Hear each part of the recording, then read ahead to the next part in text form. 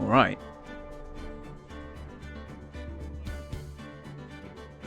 That sound good? I think it does. Alright then. Cool. Hello! Good evening. Good evening, everyone. I hope you're well. Ugh. We had a good couple of days. I've honestly, it's been a very taxing couple of days, really. So,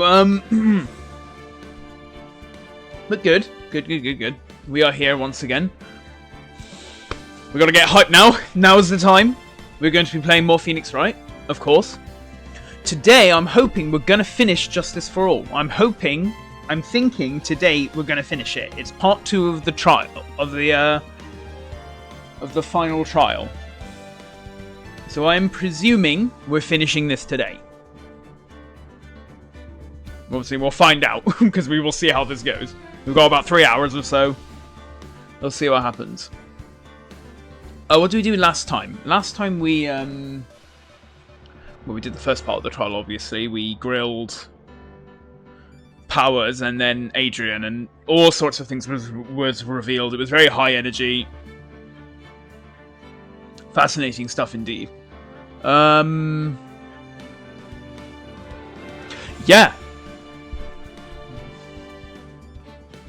I wonder what madness is going to happen today. How do we defend... Still, how do we defend this guy? That is the question. Oh, my days. Well, we're going to find out together. As always, let me know if the volume's okay. You can hear me alright. If I need to change anything, I will do so. Forgive me if my voice isn't a bit perfect today, like I say. Been a taxing couple of days. But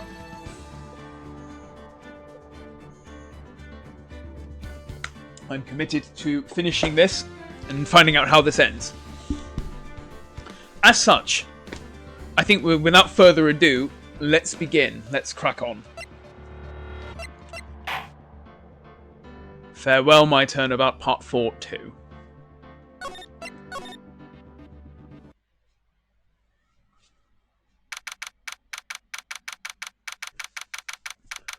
Alright, March 23rd, 2:35 PM, District Court Courtroom number 3.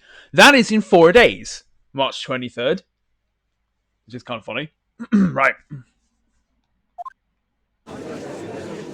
At last, the truth.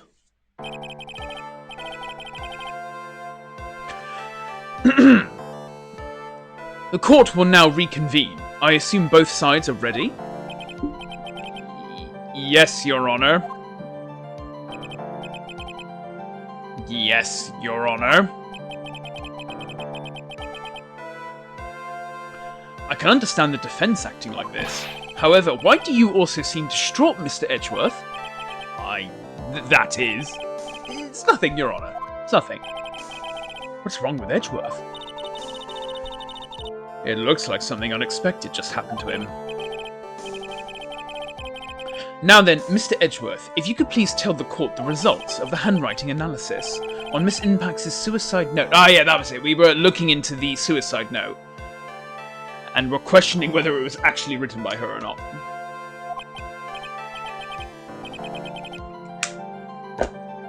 Yes, Your Honor. Unfortunately, we have discovered that this suicide note is a forgery. What? What do you mean, Mr. Edgeworth? This note was not written by Miss Impax herself. It is a fake.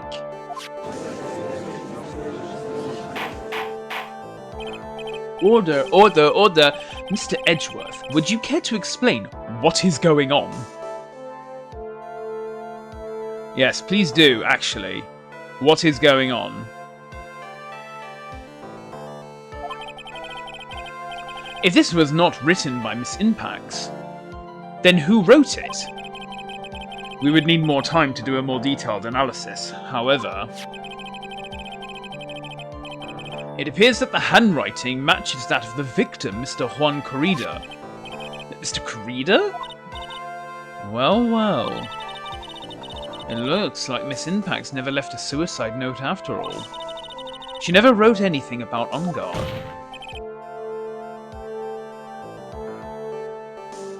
Oh. However, Your Honor, even though this suicide note is indeed a fake, Mr. Arngard could not have known that, and so that facts remain unchanged. Acting under the assumption that it was real, he had plotted to possess it. That does sound very plausible. This theory that Arngard had no idea that the suicide note was fake. Oh yeah, I was doing so well, but I've got no health.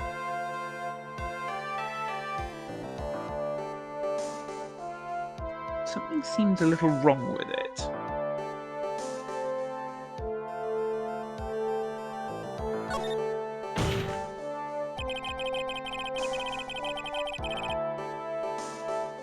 The defense believes that the theory the prosecution has stated contradicts testimony. If everything the prosecution has proven up to this point is true, then it's impossible for Mr. Arngard to not have known that it was a fake.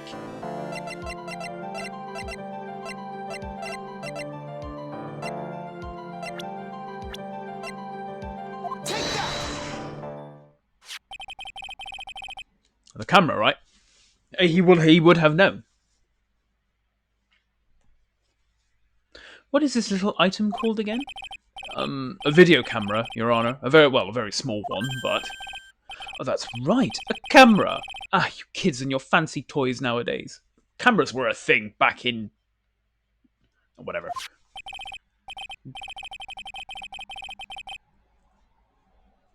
Mr. Edgeworth, earlier you claimed that Mr. Arngard knew of the existence of this note because he was spying on the victim. Isn't that right?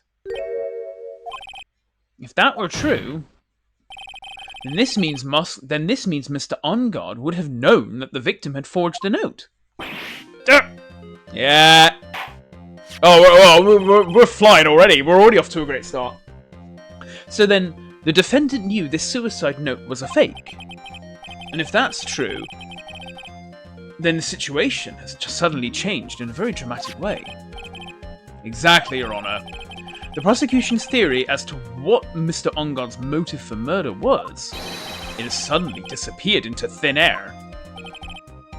But, Your Honor, it's not as if Mr. Arngard monitored Mr. Corrida 24 hours a day. Perhaps the victim wrote the note in a place Mr. Arngard didn't know of. Well, right back at you, Mr. Edgeworth. Why don't you show us some proof that the victim made the forgery at an unknown place? You can clap right back at you, buddy. Order, order, order. Mr. Edgeworth. It looks like this time it is you who has dug his own grave. As I figured. Huh? As you figured? As I figured? It came down to this after all. Mr. Edgeworth, you are not making any sense. When I heard the results of the handwriting analysis, I thought this might happen. The question is, what next? What next? If the prosecution can't prove Mr. Arngard's motive through the evidence, then we must prove it from another angle. Hey, Apple Custard, how's it going? I'm doing alright. Long week, to be honest, long week. But I'm alright. How you doing? Yeah, I feel that? Yeah, literally. Oh, it's one of those. It's one of those. Oh, well, that's okay. We carry on. Well, I agree with you there. I'm alright, thanks. Just fighting to keep the motivation to do work. Oh, I feel you there. I feel you there. Oh dear. Oh dear. It's always an uphill battle. I very much relate. Keep at it. Keep at it. It's all we can do. I'm so bored. I have 20 hours. I have 20 hours of footage to cut down in the next like 2 to 3 days. 20 hours of footage in 3. I say I'm. Is that doable, or is that like a mad? Is that going to be like a mad rush? I'm guessing that sounds like a lot to me as somebody who doesn't know, who isn't familiar. That sounds like a lot. It's doable, but I also have college for 7 hours tomorrow. Right? Yeah. Okay. So it's kind of college, and then it's like day of college, and then straight into editing. It's going to be a long weekend.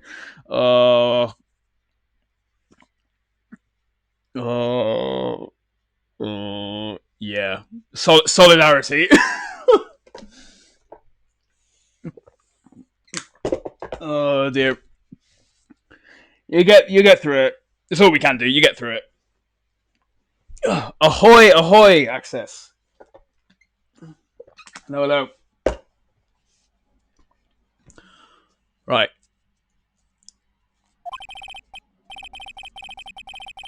Where was that? And then I got to edit the video after that, and it's looking like it could easily be 4 hours long or something.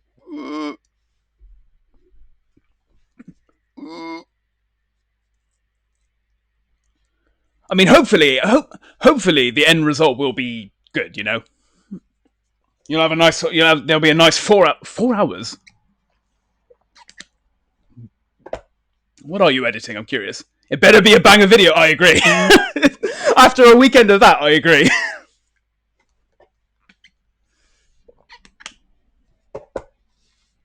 No, yeah, I hope it goes well, definitely. Doing a bit of rallying, but will be lurking. Good. No, absolutely valid. Absolutely valid. I will be here playing Phoenix Wright. Throw something, have it on. Watch me find out how this nonsense ends and what a wild ride it is. What's up, broski? How goes it? Hello, Archon. It's going well. Long week. Very long week, as I was just saying. But I'm here because I gotta know how this ends. I'm definitely ready for the weekend for sure.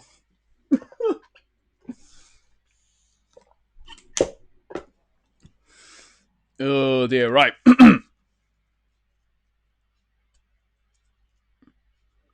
Do you edit for H-Bomber Guy or something?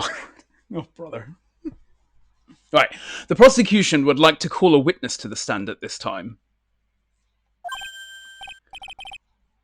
Oh. Well, that's fine. However, this witness is a little unusual. Where is he going with this? Edgeworth stuttering? This is not like him at all.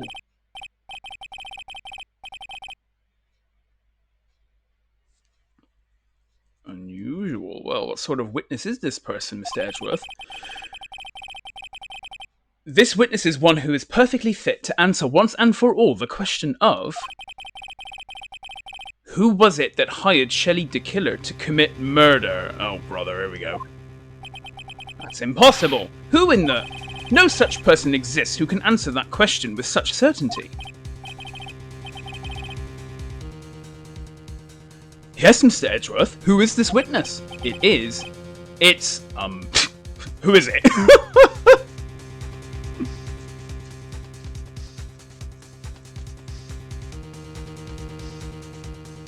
Fortunately, no, but my boss has the mentality of, as long as the video is entertaining, I don't care how long it is.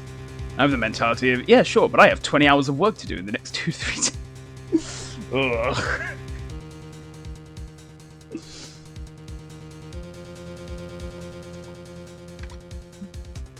Oh, no.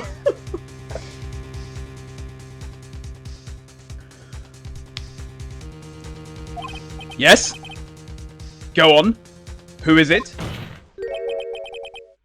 Of course, the singer is really on guard. Shelley the Killer! No! The man himself, Mr. Shelley the Killer. Oh, Mr. the Killer. Yeah, we'll just get him in a court of law. Wait. Shelley the Killer? You mean... The killer? I mean the assassin? Yes, Your Honor. He's coming here to the witness stand? This case is a what? I've been saying it. It's been a long, tiring week, but this one's waking me up. Blimey.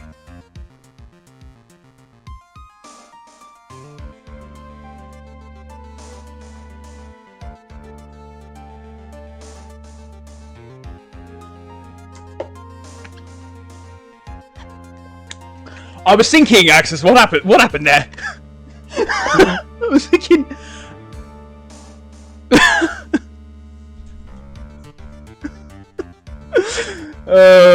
Twitch, please. Keep saying "De Killer," it might get funny. I've said it so many times, but it's still just as funny as the first time I heard it. De Killer. Of all the silly puns this series has, that one's just... It's so on the nose, it's too good.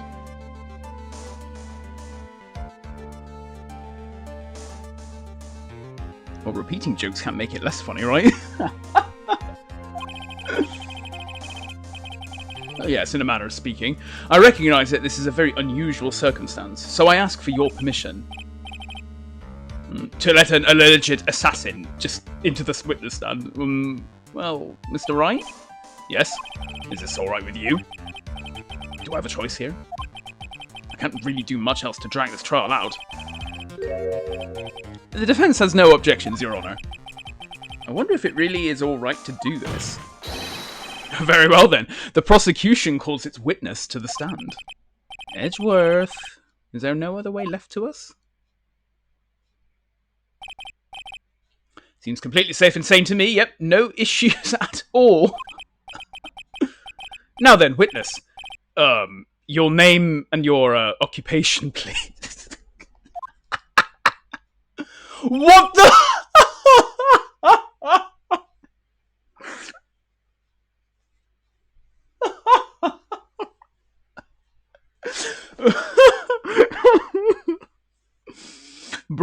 Bro is like...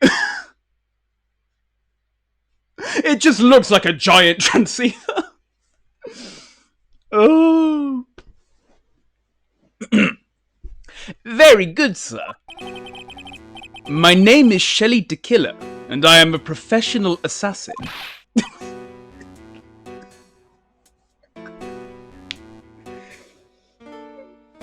Oh, does that count as being said in a court of law? I guess so. I say. So honest. Literally. What is going on here? This courtroom's wild, man. Your Honor. How can you remain so calm? And what is the meaning of this two-way radio? Actually, Your Honor, it was delivered to me just now, and it came with a condition. As long as we do not trace its source, Mr. De Killer will testify to this court. So this must be what that urgent phone call he got earlier was about. Oh no, this will not do. I cannot allow this in my court. First of all, we can't even be sure this is really Mr. De Killer himself. Witness, please present some sort of proof that you are in fact Shelley De Killer. I understand. Please wait a second. Man has pride in his work, you can't blame him for that. The honourable assassin.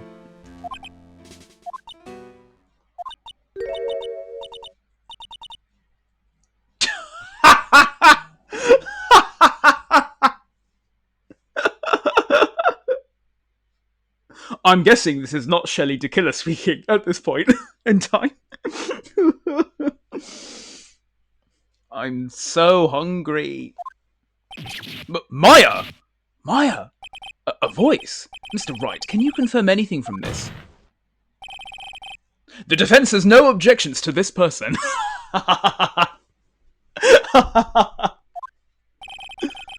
We are satisfied that this man is indeed Shelley De Killer. He skipped Maya's burger night every night. What a monster. Awful. You can't be doing this. Give Maya burgers. It looks like we have run into yet another unexpected turn of events. Yeah. Every trial. Well, doesn't seem like we have too many choices under these circumstances, so... Now then, witness. There is one thing I would like to confirm before we speak of anything else. And what would that be? At the request of a client, you killed Mr. Juan Corrida. Is this correct?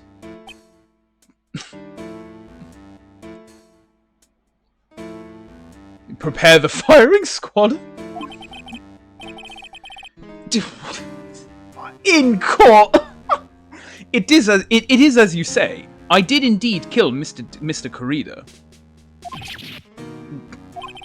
Now that we have answered that, let's move on to the name of your client. Very well. This is all just a bad dream. Yes, that's it. A bad dream. Shelley to Killer, what is he going to say?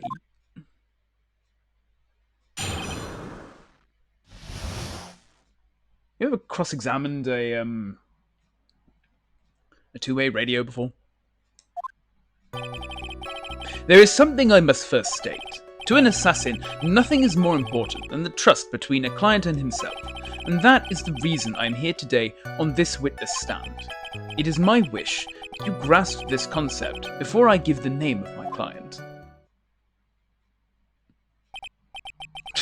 Have fun cross-examining that one, buddy. Mr. Killer seems to be a very clever man.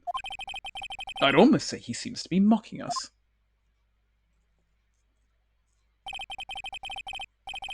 While he may appear to be our enemy, Your Honor, Mr. Killer is only stating the truth. He is no hypocrite. He has always stood by this one belief. You mean about this trust between his clients and himself thing? It seems to be a level of trust beyond what people like me can comprehend. Well, Mr. Wright, are you ready to cross-examine the witness? Yes, Your Honor. Kind of. How I'm going to do this, I don't know. There's no way to know what's coming next, so stay cool and collected, Phoenix. Aha.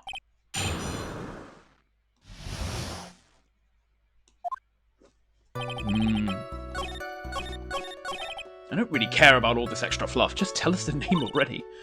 Patience. Try to calm down a little. It's important to try and understand his mindset. He seems very steadfast and closed, so you're going to have to work to get him to talk. I'm not his therapist, you know.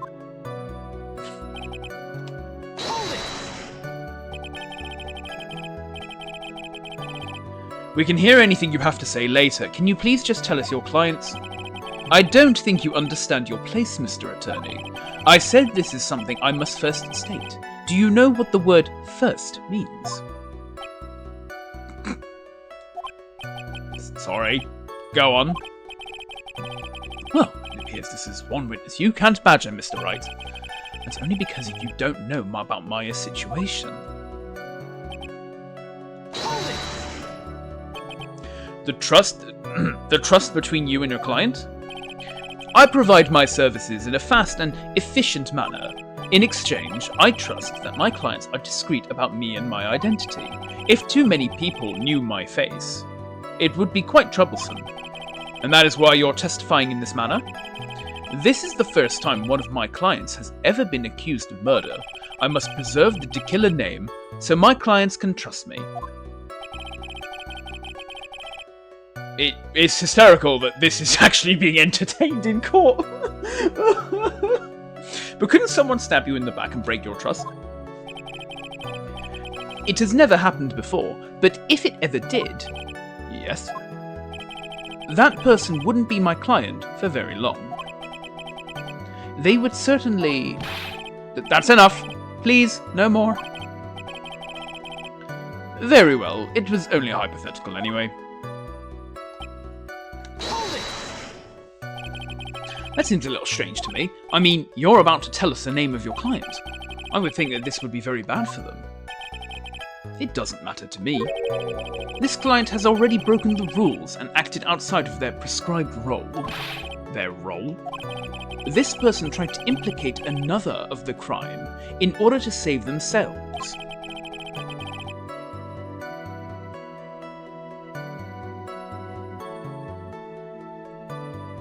And this is a... I was about to say, did they? I guess they technically did. And this is a trespass that cannot be forgiven. You. Who gave you the right to be so high and mighty? That's my job!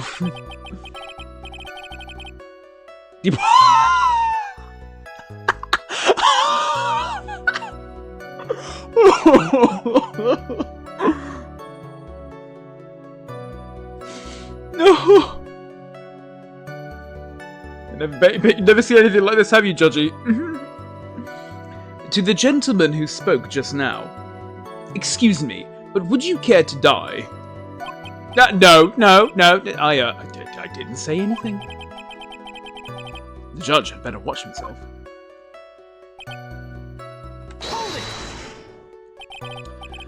We understand, so please tell us the name of your client. I'm afraid I cannot do that. I still have a few things to say before I do. Ugh! Egomaniacal. It's not good for your health to be so aggravated. You won't live very long if you let everything bother you.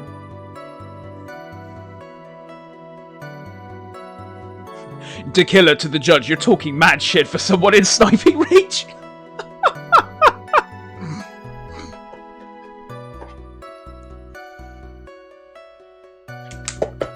Oh no!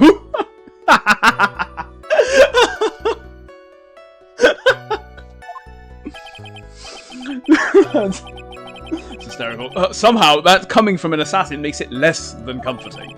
I don't really care about all this extra fluff. Just tell us the name already.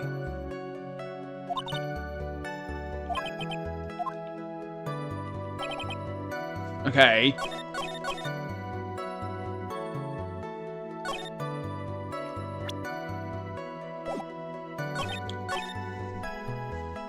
Well, we've already pressed everything at least once. I'm gonna quickly run it again. I'm not sure what evidence there is.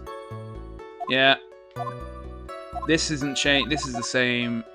Yeah, okay, so that's the same. Yep. Ah, there we go. I'm sorry, but I was wondering about something. Yeah, this makes sense. I'm sorry, but I was wondering about something you just said.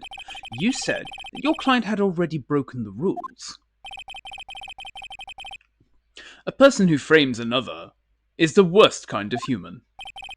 And that's why you feel you can betray this person? I have no trust relation with a client who can't understand their assigned role. Yeah, just my luck. An assassin with a conscience. Who would have figured? And now then, everyone, do you think you can understand my logic? This case just keeps getting better and better. I agree, actually. It's a wild ride, this one. If you can't, then I'm afraid we can't proceed. Everyone understands your point, I think, really. In that case, I believe I am prepared to disclose the information you seek.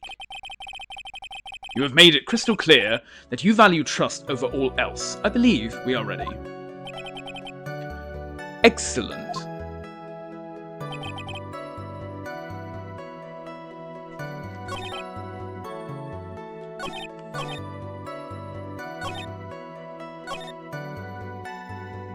I mean, yeah, sure. Let's check this one again. Seems a little strange to me. Oh, okay, yeah, this is the same. This is the same. Fine. Let's just move on to this one. About time I revealed the name of my client. Don't you agree? I do agree, actually. What is it? No, I can't bring myself to. No, I can't bring myself to ask the client's name. If you can't ask it, Mr. Wright, then I will. Witness. What is the name of your client who requested the murder of Mr. Juan Corrida? That person's name is Adrian Andrews.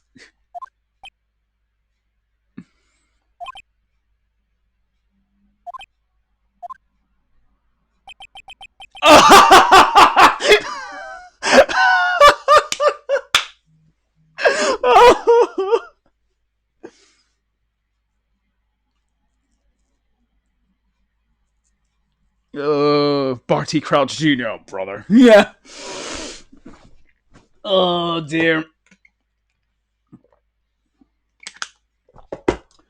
Oh, my days. Oh. Adrian Andrews. I flipping knew it as well. I knew he was going to do that. I knew he was going to do that. I knew he was going to do that.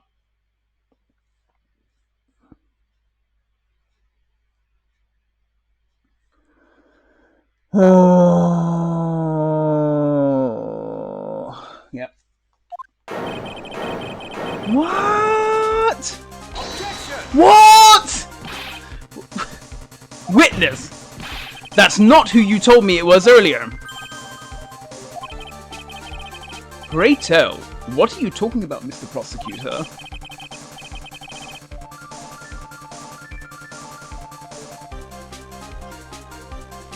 I should think I know my own client, and it is Adrian Andrews. What?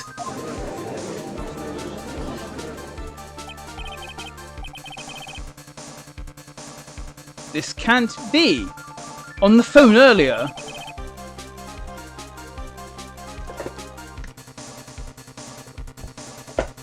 What's going on here? My guess is that Mr. Tequila just stabbed Mr. Edgeworth in the back.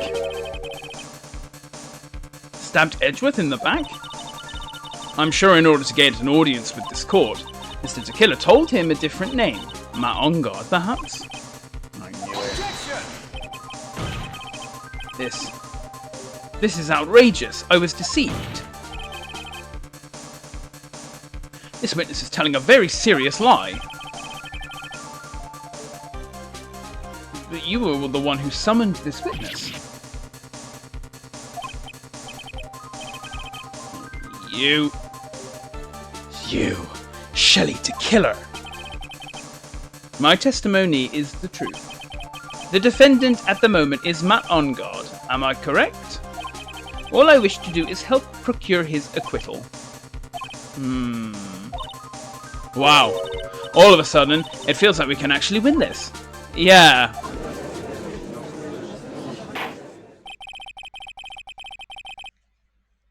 Except... the prosecution has failed to provide a motive and has instead provided this suicide note, which is a forgery created by the victim. Furthermore, there is a possibility the defendant himself knew it was a fake. But most definitive of all, we have heard from the assassin himself the name of his client. Mr. Tequila's client, who requested the murder, was not the defendant at all.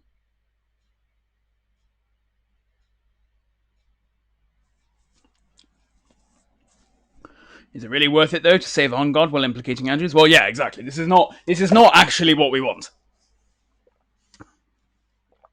This is not what we want. What we actually want is we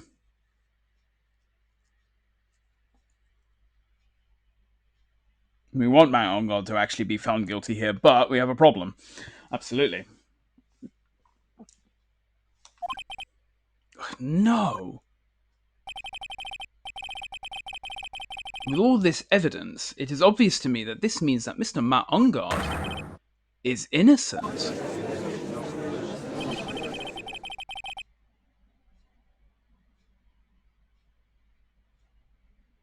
I seem to have caused you all a bit of confusion. Please, continue your discussion, and call me when you have reached a verdict.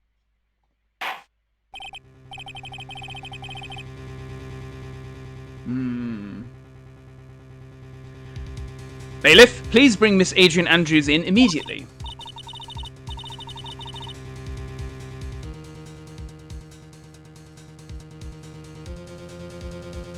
What now? With the way this is going, Ongard will be found innocent.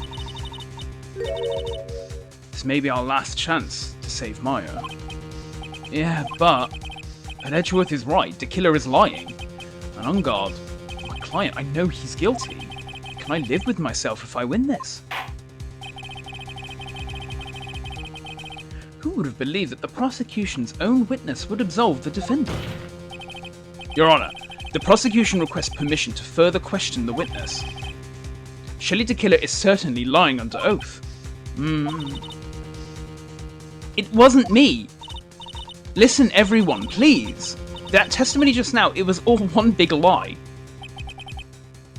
Miss Andrews. The suicide note may have been a fake, but that man, Matt, he's the reason Celeste died. And Juan's death, it was all because he got pulled into Matt's twisted world. That testimony just now, you have to believe me, it was a horrible, horrible lie. Mr. the Killer himself has testified. He has named you as his client. No, that's not true. Also, there is quite a bit of evidence that points to you. The knife and button, donning the nickel samurai costume. But that's... You even have a motive. We know that Miss Celeste Impax was a large part of your life. You wanted to follow her, and you wanted revenge against the two who hurt her.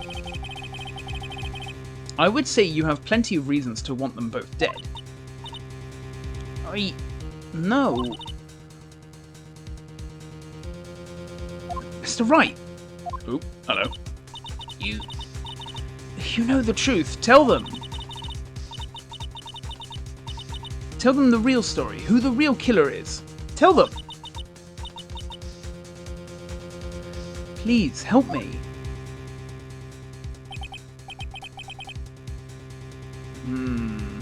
Yes, I know the truth. Mr. Wright. Yes, Your Honor? I believe we have reached the end of this trial. Therefore, I ask the defense for any final words or opinions. I have to decide. Do I take the not guilty verdict and save Maya? Or do I throw this chance away and wait for Gumshoe's new evidence? What am I supposed to do?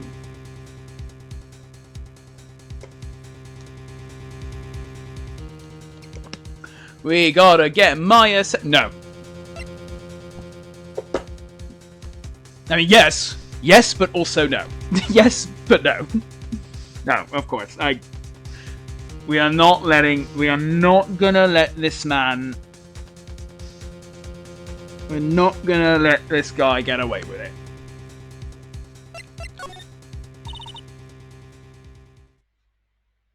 Phoenix. I can't do it, Mia. I can't accept a not guilty. You are a lawyer. I know. But Matt on God is a killer. A murderer. I can't let him get away with this. I can't let someone else take the fall. If I let Miss Andrews be convicted, then I am no better than On Guard. And even though I don't want to admit it, I have to face the fact that it is because of Edgeworth that I now know the real truth. He could have gotten On Guards convicted so many times over, but he never took a single one of those chances. If I take this verdict right now, I'd be betraying his trust. Yeah! Yes! His trust? I never thought about it until now. I trust him? Yeah, you do. Yeah, you do, buddy. You trust him. You trust my goat.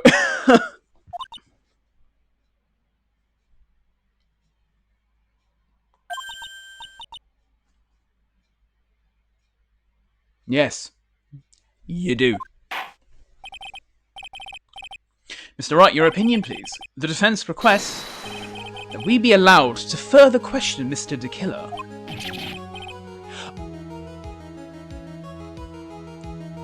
Yeah, he's so trustworthy.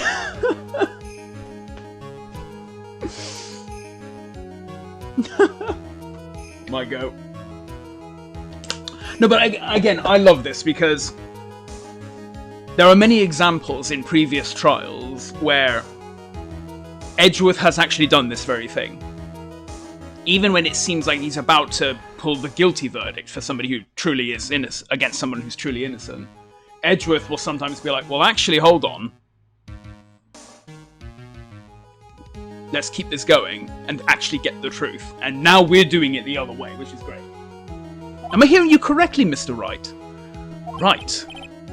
But that witness has cleared your client through his testimony. Your job here is done. I'm not done yet. To see through witnesses' lies and find the truth. That is my job, Your Honor. Yes! Let's go!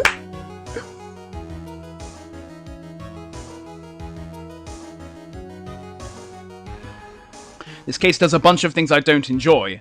Okay, yeah, but it handles the moral quandaries quite well. Fair, fair. What's not to love? No, yeah, no, yeah. I'll be curious to hear that.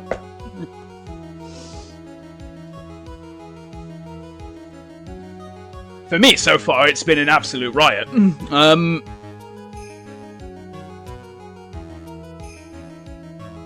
But then it's one of those things where I'm always peak enjoying it in the moment, and then we reflect. Are you not an avid Dekiller enjoyer?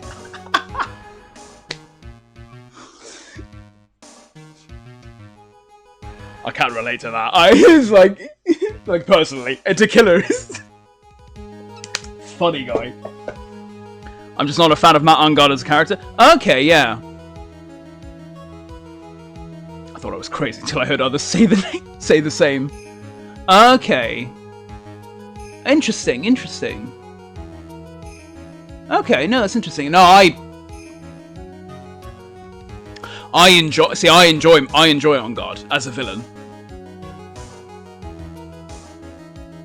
He's a sinister villain.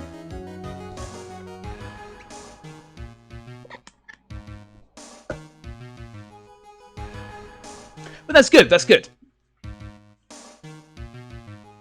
interesting. I mean, yeah, obviously, it's always one of those things where playing it now and then I'll reflect on it. But yeah, no, I think it's great. The full mask-off moment was fantastic. At the very least, how it was handled.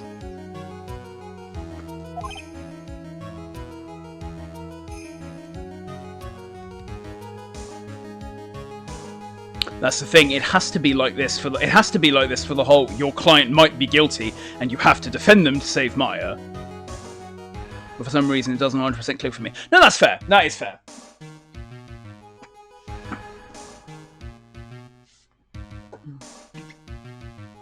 No, it's absolutely valid. If it doesn't click, it doesn't click.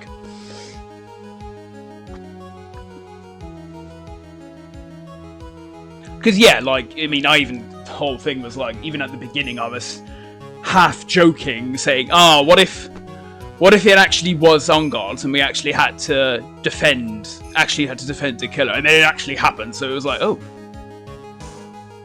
Obviously he's portrayed as a very evil guy, right? Oh yeah.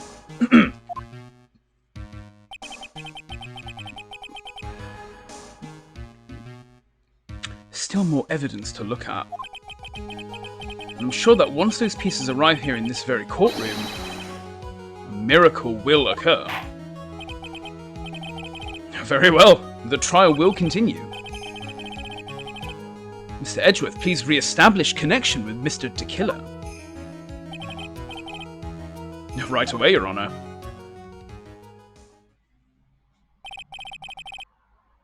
Has a verdict been reached?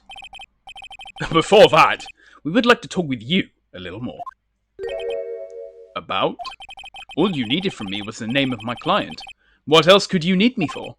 Well, actually, we would like to hear everything you know about this case.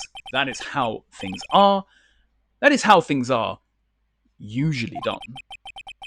What is he talking about? Usually done? But what shall we have him testify about now? Mr. Dekiller. I can say it most times, but sometimes it just makes me laugh. If you don't mind, please testify about your client in more detail. You legal people and your procedures.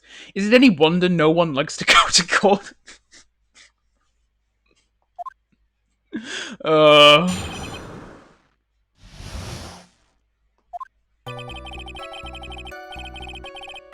As I have already stated quite a few times, Adrian Andrews is my client. However, one thing I simply cannot overlook is tampering with the scene of the crime. My client did it to frame another for the crime. Oh, you know what? I was even thinking when he said that. Oh yeah, my client framed somebody else, and that's unacceptable. I'm thinking, did Matt actually do that? I said it. I waved it off at the time, but it's like, oh right, yeah, because he was talking about Andrew.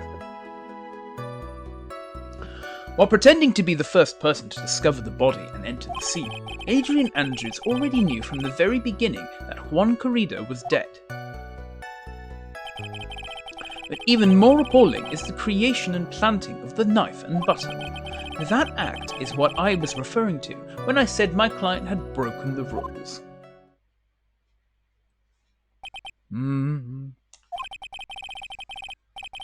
This is the most unexpected turn of events. For the, 5th time now? However, this time, everything has finally been revealed. No, it has not! Just a second, Your Honour. Yes, Mr. Edgeworth? We still have the cross-examination to do. You don't need to question testimony like this. Do you, Mr. Wright?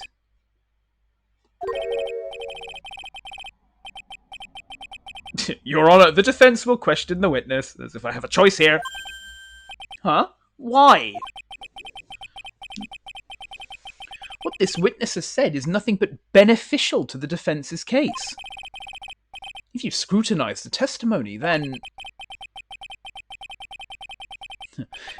I'll expose the lies in that oh so beneficial testimony, I suppose. I don't understand what's going on anymore. That makes 2 of us.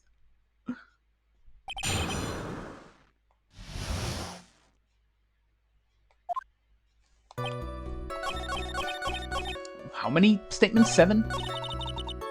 What are you going to do now, Phoenix? All I can do now is expose the lies. That's true. However, you realise that would be very bad for our client, right? Ugh, I'm so confused. But the one thing I know for sure is that I can't let this trial end yet. Judge acting like he's understood anything in the whole of the 2 games to this point. It's true, I feel like he's just there. He's just kind of he must surely see, like, Wright come into his court. And be like, oh, right, okay, here we go. I'm in for some nonsense.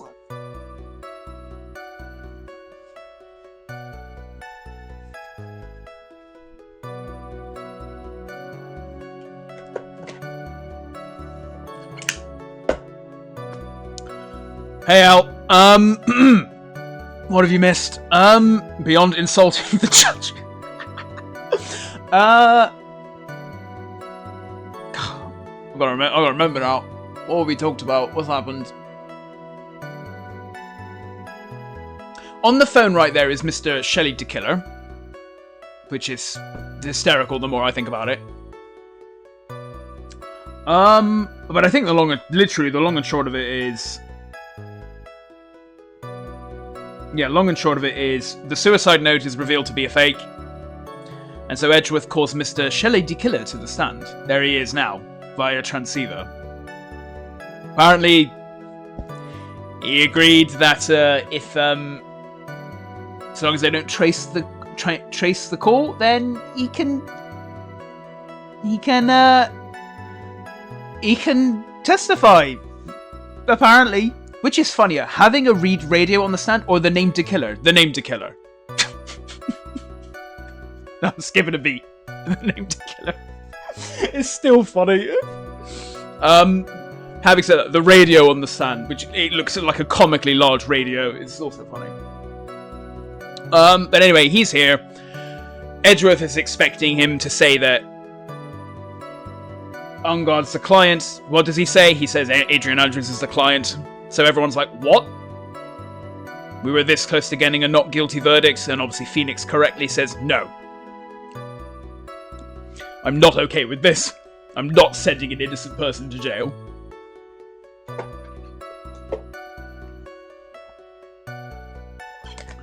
And so we move on. So De Killer, we now need to prove that De Killer is lying, which actually puts us closer to guilty. I don't think Transceiver is even top 3 weirdest witnesses.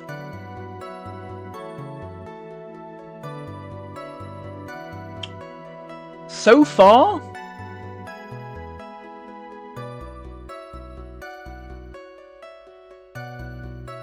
we've had a parrot, and the parrot definitely comes to mind. Yeah, parrot was top. Yeah. Parrot was definitely the top. Let the parrot take the stand, which is still a screenshot-worthy moment. Anyone asks you about Ace Attorney, just send that.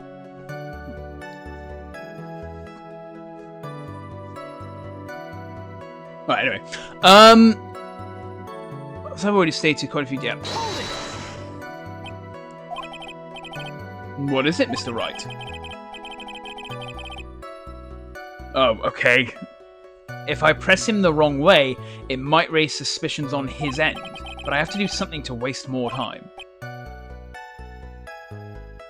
Witness, about requesting a hit. Yes? How much is your fee?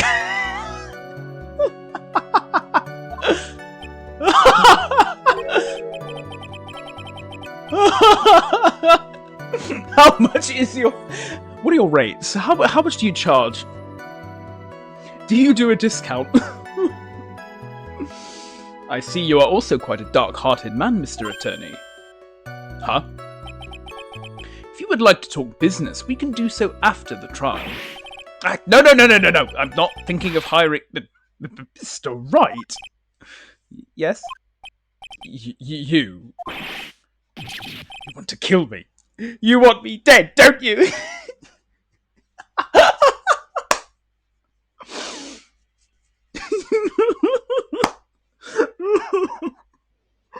Oh. The judge immediately took that personally. So you take cash or Bitcoin or...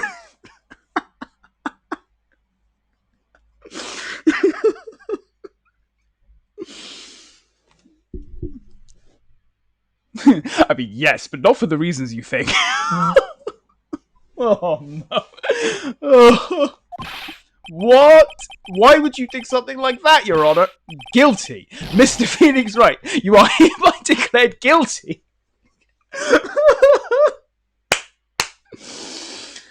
Oh.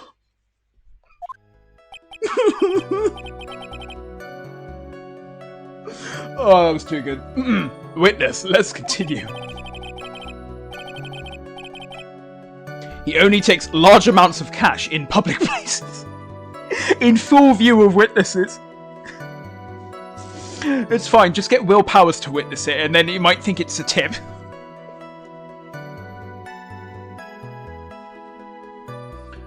Why did you disclose the name of your client? They are your client, are they not?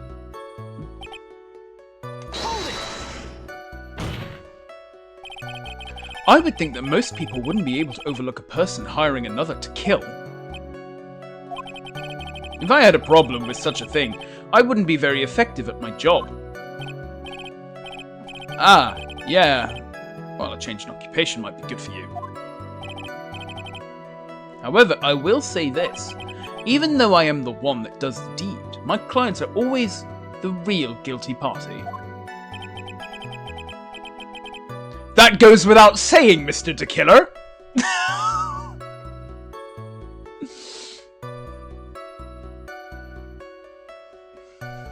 God forbid a guy have a hustle. And their fate is to live with the knowledge of their guilt on their shoulders. However, my client this time thought that they could run away from their guilt.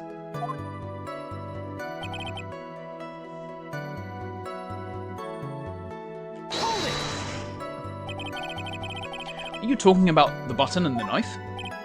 Yes, and my business card. Oh, this card. So that no one has to waste their time, including the police, I always make it a point to make things as easy as possible. Are you trying to make things easy? My business card makes it very easy to identify who carried out the service. Pretty devoted to his work. But to disregard everything, to go and stab the deceased with a knife, ruin my handiwork, and even hide my card from sight, that is something I cannot overlook. Really hard to tell if he's being truthful or not without him being here.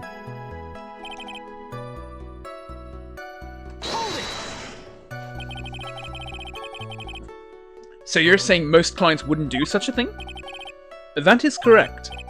Usually, most people try to create an alibi for themselves.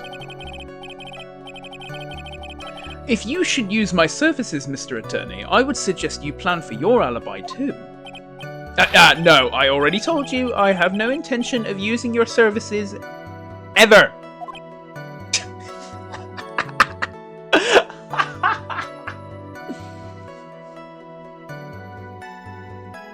To be fair, without the card being in sight, he's missing out on some major guerrilla marketing.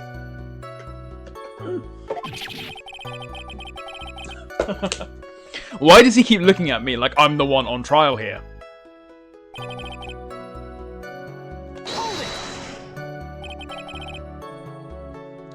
From the very beginning? That is correct. From before my client visited the room, all of my clients know precisely what the situation is at all times. I wonder if that's really true. That's odd.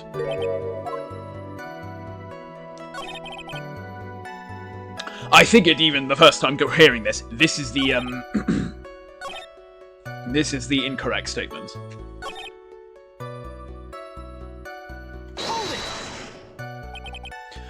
So why do you think your client did that? What do you mean by why? Well, fiddling around at the scene of the crime is pretty risky. And why would someone who has requested a murder go to this... Why would someone who has requested a murder go to the crime scene anyway? That is true. I assume it was probably done to frame Mr. On Guard. If that's the case, then why didn't the... Whoops, excuse me.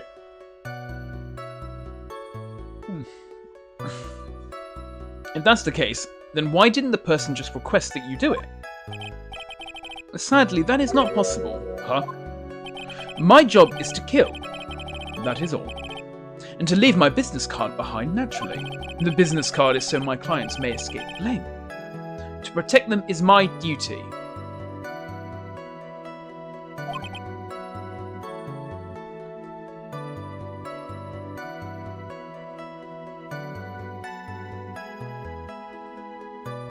The business card is so that they may escape blame. However, they are the guilty party. Still, and you aren't. I don't think that's helping them at all.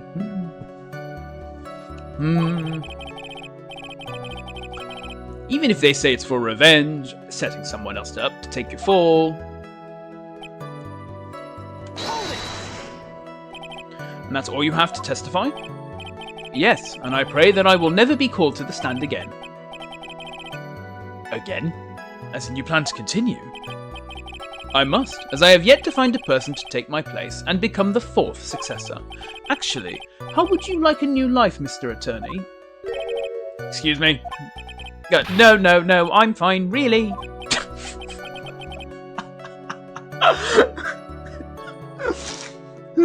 Are you really now? Are you really now? I wonder what kind of man the judge thinks I am now.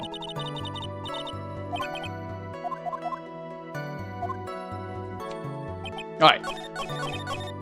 This is the false statement, easily. From the very beginning, that is correct. From before my client visited the room, all of my clients know precisely his situation. I wonder if that's really true. That's odd, yeah. It's definitely the line. Let's...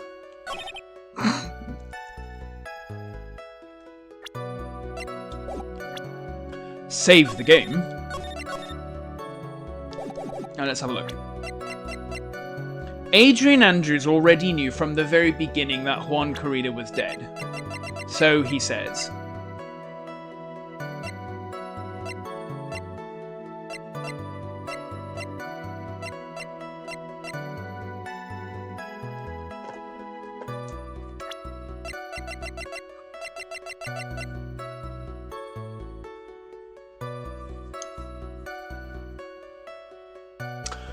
Gonna presume the card, because I distinctly remember her saying she picked up the card, she had no idea what it was. Let's just check the rest of this quickly.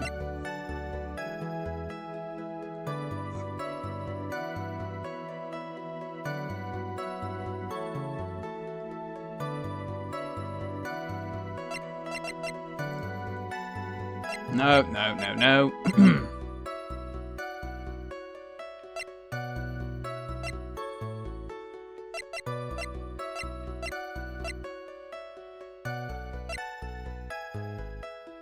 Yeah, that's my first logic. My first logic is she said she had no idea what this was. Miss Andrews was carrying it. And she did not know what it was. Picture taken in the hall.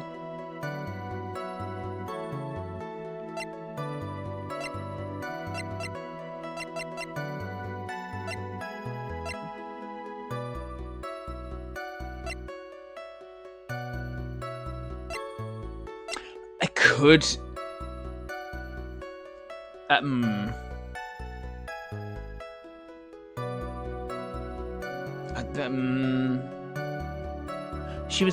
She brought the glass in, but I'm not sure if that's the correct answer. No. Okay. Well, I've got my theory, so let's just try it. Let's just roll with it. Objection! Oh, that's not correct. Alright. This evidence clearly reveals the contradiction in that statement, Your Honor. How exactly are the evidence and the statement related just now? They are they? Not at all. Think the facts over before making accusations. We might get a few guilty verdicts. Or not guilties, I guess. You know, game overs, you get the point. Right, hold on.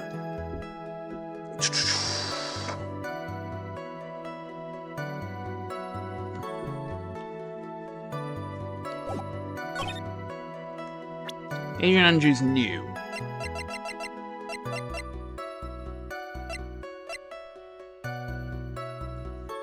Well, my second guess was the wine glass, so let's try it. Objection! Okay, I was right the second time. Alright, fine.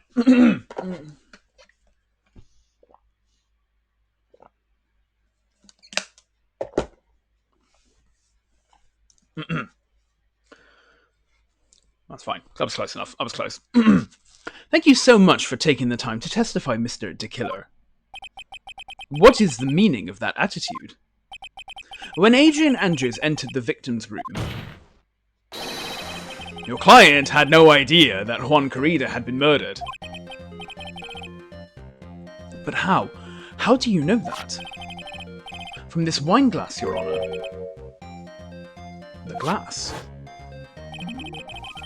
Mr. DeKiller's supposed client thought Mr. Corrida had only fainted, which is why this glass of tomato juice was poured for the victim. But isn't that just a part of Adrian Andrews' calculated plan? That is not possible, Your Honor. This glass bears the fingerprints of that person. Had this been planned, they would never have left their fingerprints behind. I see your point. Mr. Edgeworth, what is your opinion? Strangely enough, I had the same exact thought just now. Witness, how do you explain this strange phenomenon? Isn't it a waste of time to ask about such a minor detail? It's not a very important point anyway, correct?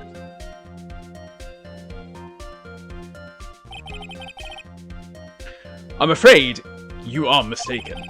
If Adrian Andrews really is your client, as you claim, then your client should have had knowledge of Mr. Corrida's death.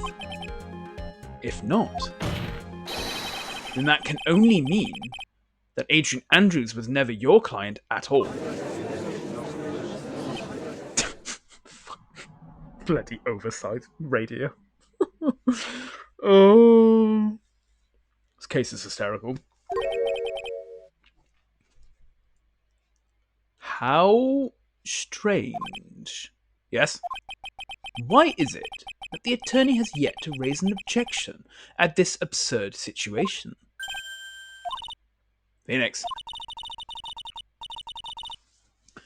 If the killer figures out what we're up to, we're in real trouble. Yeah, I know. Objection!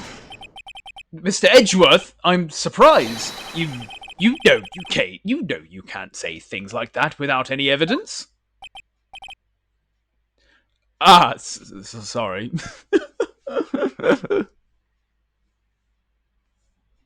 Maya in the background of the call, like, yeah, Nick, get his ass.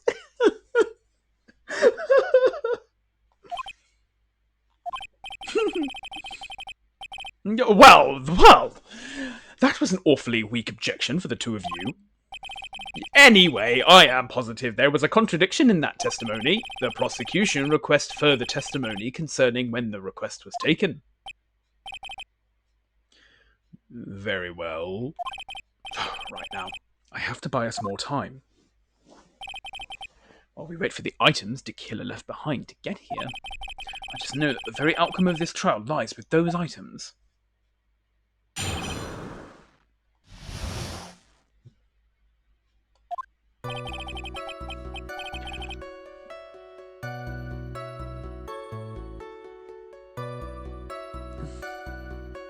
This request came to me, about a week ago. It was a request for my services on the night of the award ceremony. We met at a certain bar to discuss and finalize a few matters. That is what occurred. I trust my memory, and I believe I have made no mistakes. So you physically met your client, huh? That is correct. Meeting one's client is the first step to building trust, in my opinion. I see. Well, Mr. Wright, your cross-examination, please.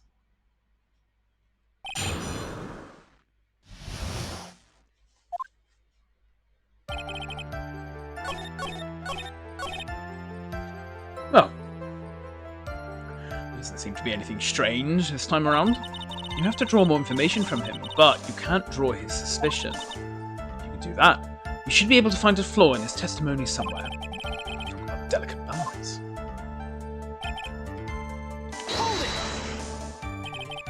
1 week ago? Are you sure? Yes, I am quite sure. I of course had my own preparations, and I was barely able to finish. When you request my services, Mr. Attorney, I hope you will keep that in mind. Please, stop. In any case, my client this time had a very specific date and time in mind. Specific date and time?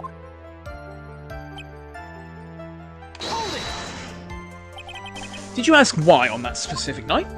No. I tried to fulfill all the conditions of my client's request. But as for why, I only had my suspicions. Your suspicions, huh? So what are these suspicions you had? Why did your client request that night? I'm sure it was all for the bear. The bear? The bear? My client spoke of it. I'm sure there will be a bear-shaped figurine in Juan Corrida's room. I would like you to retrieve that item for me. You must be talking about this bear puzzle.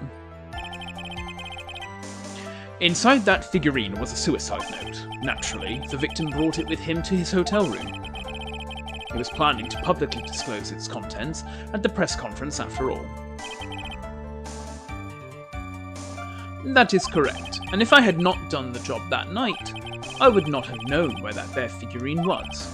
I see. Well, Mr. Wright, is testimony just now of any importance?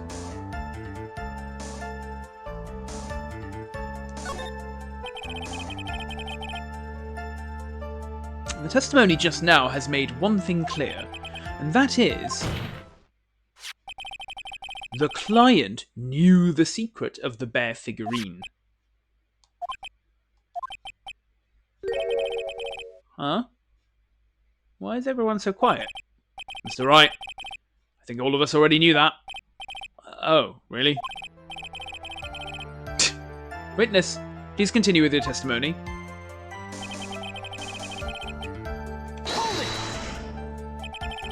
So you physically met Adrian Andrews, right? Of course I did. Liar. What was that? What was with that brief pause? Witness, I would like for you to give us a few more details. I always meet my clients as a matter of principle. I have never taken a request by telephone or mail. Why's that? Well, that's because I value the trust between a client and myself above all else. And the only way to establish that is to speak to the client while looking them in the eye. Well, Mr. Wright, is the testimony just now of any importance? It was very important. Of course, it was very important, Your Honour. If Mr. De Killer had met his client before the murder, then it's unlikely he is mistaken.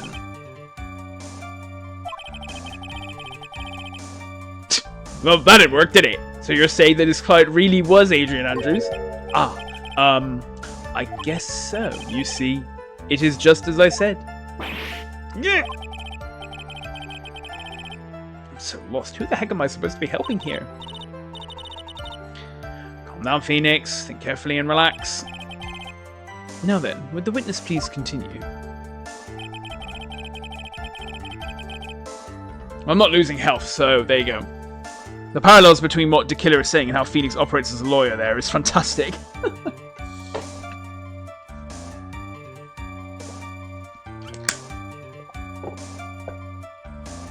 Trust in the client is the #1 rule.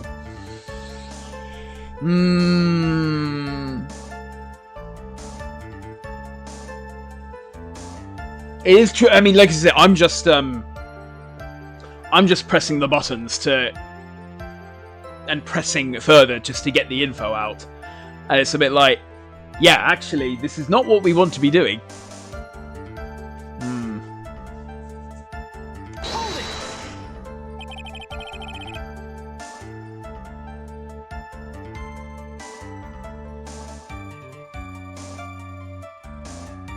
So your client was Adrian Andrews?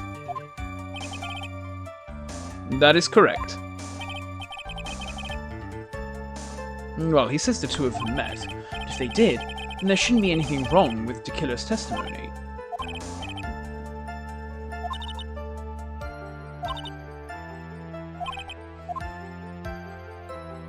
Right, okay, here we go then.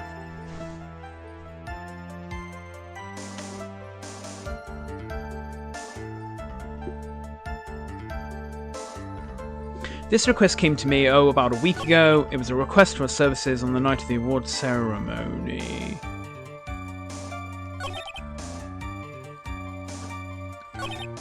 Met at a certain bar. That is what occurred.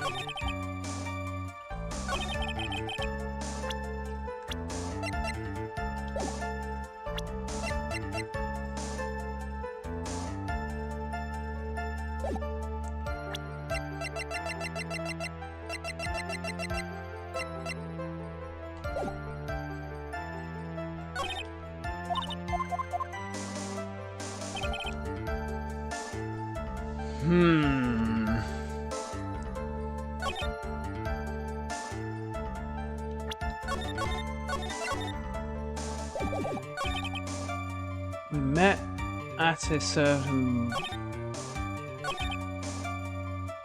Let's just check these. Let me just check these again. You physically met Adrian Andrews? Of course I did. What was that? What was that brief pause? Press further. Give a few more details. I always meet my clients as a matter of principle. Never taken requests from telephone or mail. And why is that? Value the trust, and the only way is to look them in the eye. Was the testimony just now of any importance? It was not important. Why he meets his clients is not important, and that wasn't the point. Witness, please stop sidestepping my questions. What do you mean by that? My question was, did you really meet Adrian Andrews in person? Okay, alright. I've already told you, Mr. Wright. I did. It was only through talking with him...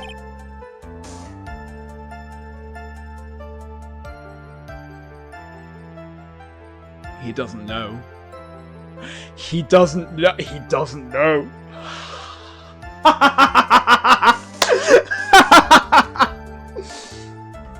Does he know? Does he know?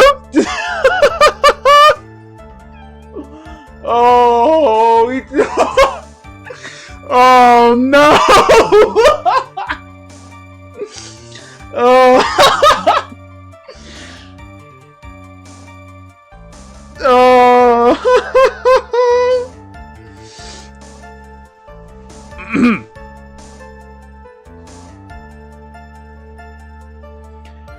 It was only through talking with him face to face that I began to trust him. That's when I thought I can trust this person as a client. It's true what they say about talking face to face. Well, Mr. Wright, was the testimony just now of any importance? It is very important. If I heard what I think I heard just now, then I think I've got him. Oh, I find that's funny. That's actually fun. Oh.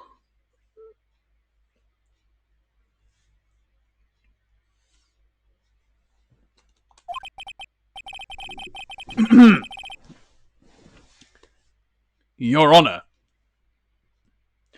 I believe the testimony just now was of the utmost importance. Huh? Really? If that's the case. Witness, please include the statement just now in your testimony. Very well.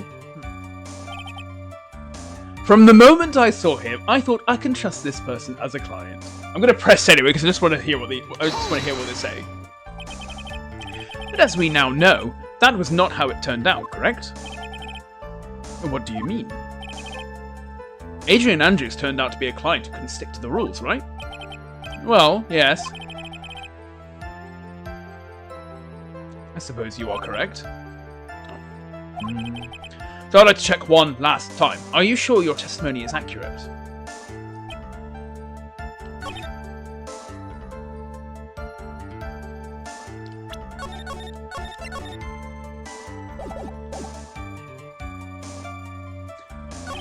Right.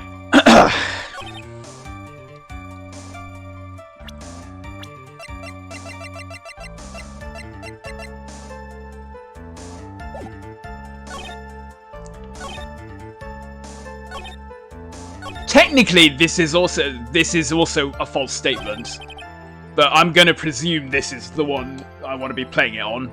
Let's just I'm gonna say it again for good measure, but let's just go for it. Actually hysterical. Objection! Yeah, cool, brilliant, absolutely hysterical.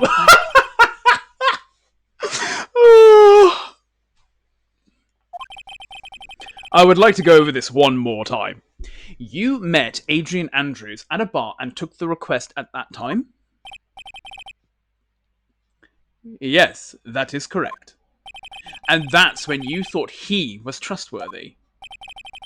How many times must I repeat myself? Yes, that is correct. I'm sorry, but that is an impossible tale. I can't believe we're catching him out on this. Oh my days. What? Shelley the Killer.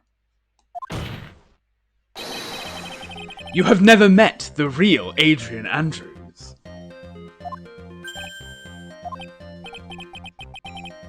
Why would you say that? Because you made one very big slip-up about her. So what is the issue? What did you say just now about her? If you had ever met Adrian Andrews in person, one look would have told you that she is a woman. Oh, did the thing just break? Oh my days.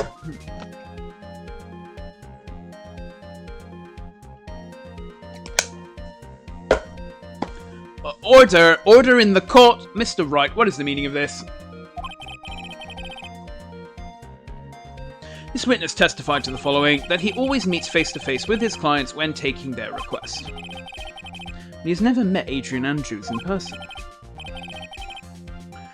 Yes, Your Honour, that is exactly the point. That means Mr. Tequila's client could not have been Miss Adrian Andrews.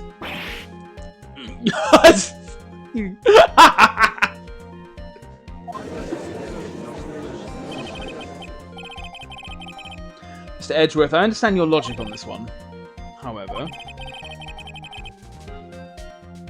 why would the assassin make such a basic mistake? I believe it has to do with her name, Your Honour. Her name? Yes, Adrian Andrews is, without a doubt, a very androgynous name. Yes, I see. And luckily for Mr. Tequila, the entire time he was on the stand, no one had stated Adrian Andrews' gender. So he simply picked the wrong gender to go with. What? What is going on?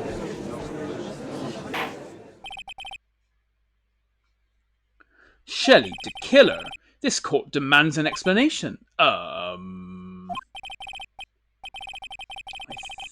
think somehow I must have mixed up this client with another. So does that mean you remember something different now?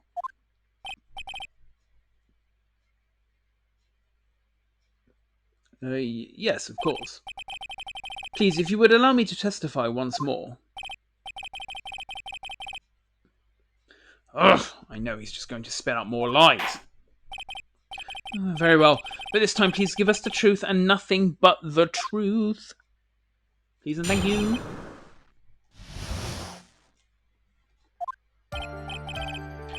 Yes, now I remember. I took that request by mail.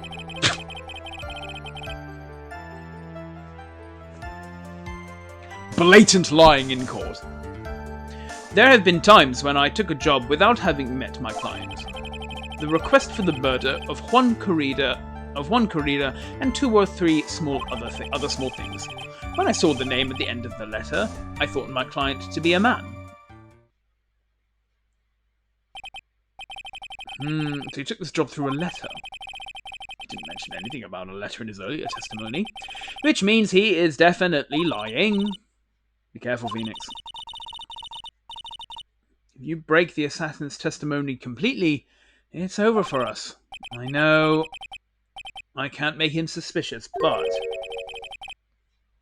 I think we're okay. Like, we can do this. As long as he's standing there across from me. Yeah! No matter how strong of a punch I throw, he'll counter it. This is so good, man. Guys, it's so good. Oh. Now then, let's begin the cross-examination. Helps that this Tequila guy is incompetent. True.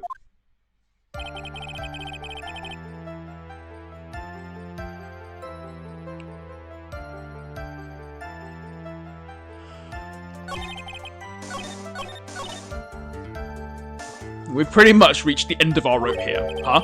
Seems like we're still okay to me. That's exactly what is so bad. At the rate we're going, we will end up completely destroying Tequila's lie. If we do that, you already know how serious of a situation that will put us in. Oh yeah. All I can do now is pray that those items reach us in time.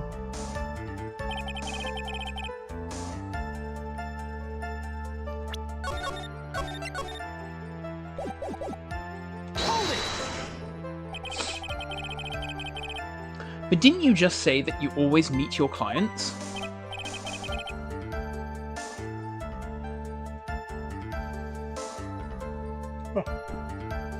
Yes, I suppose I did say that. However, there are some clients for whom a meeting is simply not possible. But didn't you meet your client this time? No, I did not. Oh, come now. Let's stop with this game of cat and mouse. Using your silkiest voice is not going to work on me. Alright then, just cough it up and confess. Mr. Wright, you can't badger a witness with such harsh words. You're a lawyer. So behave like one and present evidence instead of mindlessly yelling. Now then, do you have any proof that Mr. Tequila met with his client?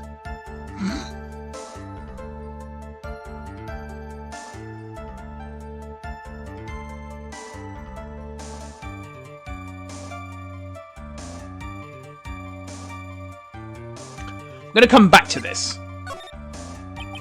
Sorry, Your Honor, unfortunately I don't have any proof. I see. And your line of questioning was just another waste of time. Sadly for us, Your Honor, that is the nature of right and wrong. We'll come back to that. I want to hear the rest of this. And why could you not meet with certain clients? Recently, I have been receiving more requests. If I had met each and every client, I would lose some nice business opportunities. Nice business opportunities. On top of which, the times have changed. It is now the age of information and computers, correct? Well, I have joined the times and now take requests via electronic mail. Electronic mail? Do you have to mail that in a special insulated envelope?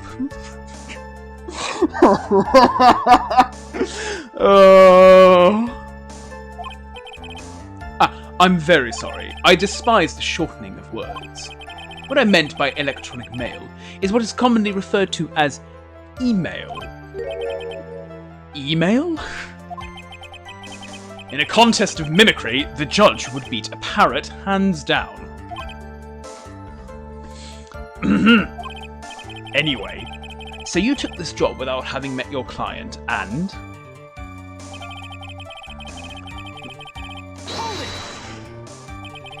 two or three other things? Yes. And what were these other things? A few other things that have nothing to do with this case. What should I do? Should I let him slide with that? It'd be really bad if I pushed his buttons the wrong way and got him mad, and he got mad. Let it go for now. Tequila sounds like one sharp man. I should try to find a better way to do this without making him suspicious. Apparently that was the correct answer. Let's continue with the testimony. Witness, if you please.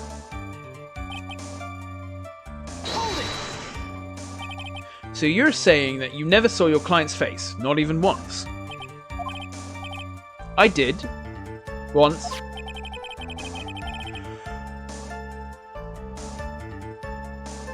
It was when I went to give my client the figurine. Yes, I see.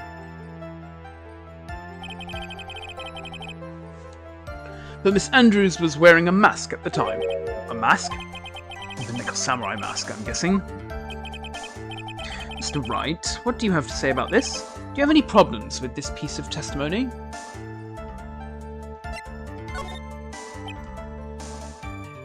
I think I can pull something out of what he said. But it would be real bad if I did something and made him mad over something trivial. No problems with the testimony, Your Honor. Alright, okay. Alright.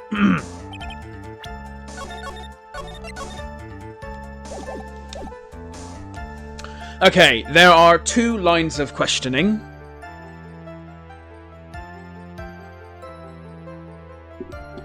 Where to begin? Let's try that end one again, actually.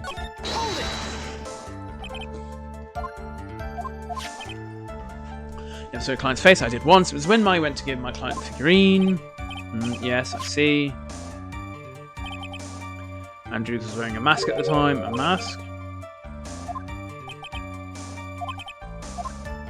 Sure, let's just see where this goes. One thing does sort of stick out at me, Your Honor. Witness, I think you most definitely saw your client's face. Let's recall Mr. Powers' testimony. After the award ceremony, I went by myself to Matt's room.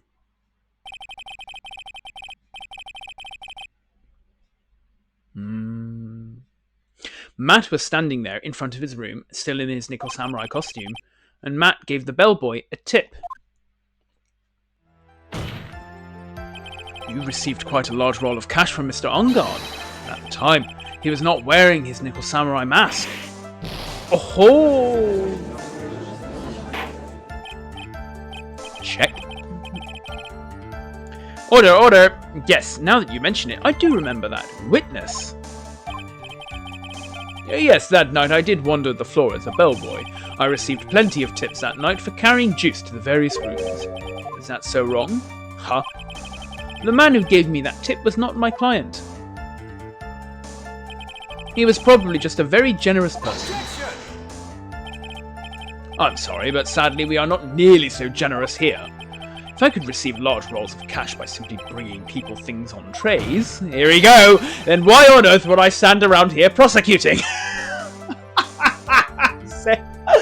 Oh, it's funny the first time, it's just as funny the second time.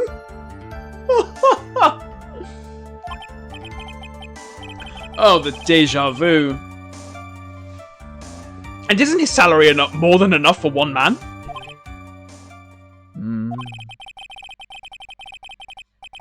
And where is your evidence that the large roll of cash was not, in fact, a tip? Come, Mr. Edgeworth, show me the money. What? Mr. Attorney. Yes? You know, I think your line of question... Oh, boy. I think your line of questioning has been a little strange. In fact, I would say you don't seem to believe Miss Andrews is my client. Oh, no, it's not. It's not like that at all. I just think lies aren't a good thing, you know? Oh, I know and agree. Lies are not a good thing at all.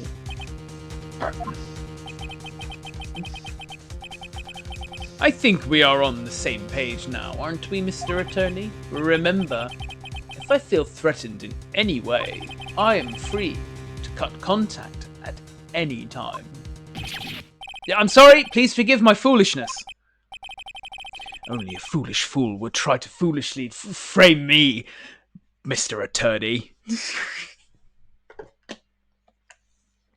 Where is Von Karma? Where is Von Karma? Ugh. Only you were this apologetic all the time. Anyway, I do not see a huge contradiction here, therefore you may continue, witness.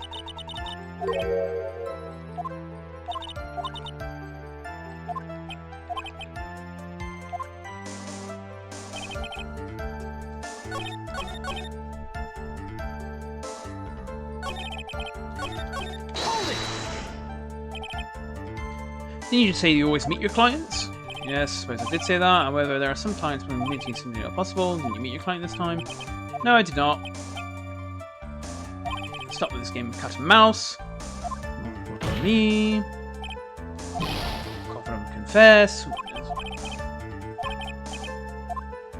you have any proof? I've come this far to try and prove something here. Very well, I'll show you proof. Are you sure about this, Phoenix?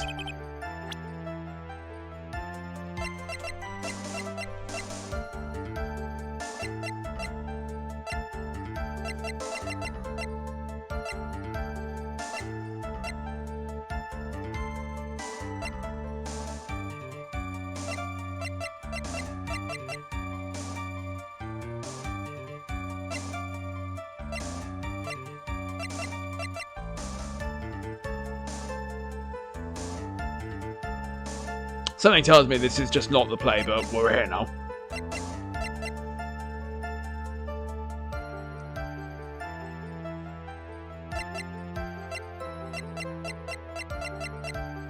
Yeah, I don't actually think we have anything. Yeah, we don't actually have anything. Surely this won't result in a guilty verdict. Yeah.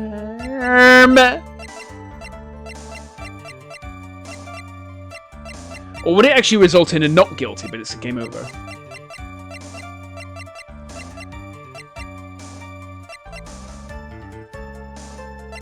No, it'll be guilty, but the problem is, yeah.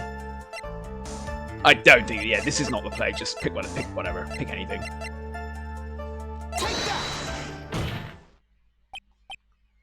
So what do you think?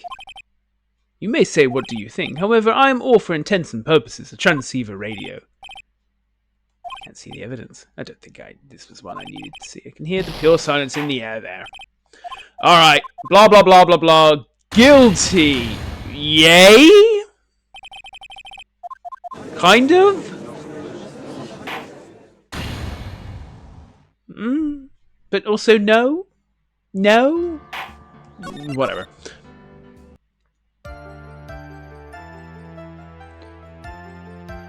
Bad for Maya. Bad for Maya.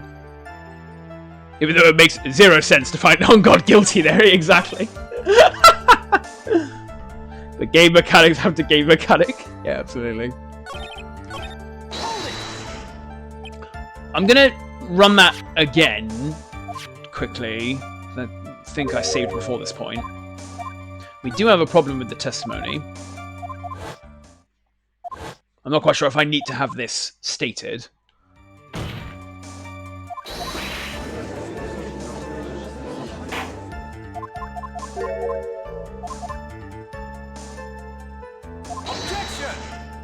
Okay, clearly though a lot was said here that I am forgetting about.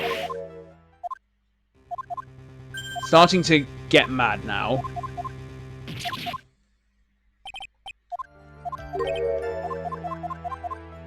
Alright, we'll keep that logged.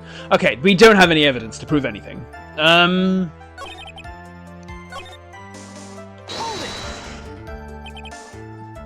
Two or three other things. Let me hold on. Give me a sec. I'll start that again. There we go. Two or three other things. Yeah, what were the other things? A few other things to do with the case. Press further here. This is the only other line we haven't gone down. Whether or not they're related to this case is for the court to decide. Mr. Attorney. Yes? Everything I have said from the beginning has been nothing but beneficial to your client, which is why I wonder what is pushing you to continue with this cross-examination. Maybe I do have to do both. I need to push him twice. Could it be that you are planning to betray your own client? I think this has to happen. Betray your own client? That's... I smell the stench of a backstabber. And should you turn out to be one... Wait. Oh, this is looking really bad. I shouldn't press my luck. Or I have to think. Is this worth pursuing?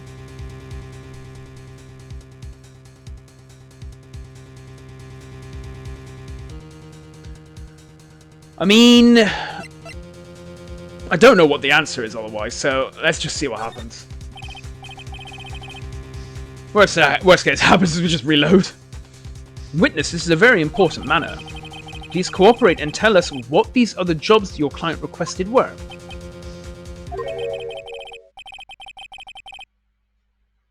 It's truly that important. I suppose I don't have much of a choice. The bear figurine. The bear figurine? After the assassination of the target, I was to find that figurine. I was told this job was just as important as the actual killing. And where was that figurine? It was inside Mr. Corrida's suitcase. And then, what did you do next? I handed it over to my client right away. You gave it to your client? Interesting. This information certainly sounds important to me. Witness, please include what you just stated in your testimony. As you wish.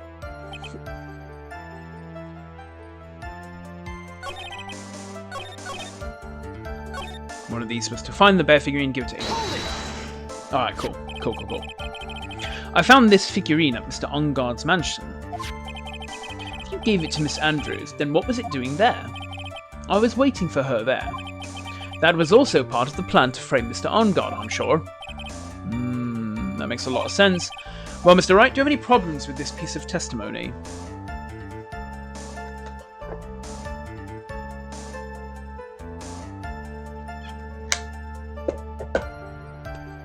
Sure, why not? So De Killer says he gave the figurine to Miss Andrews.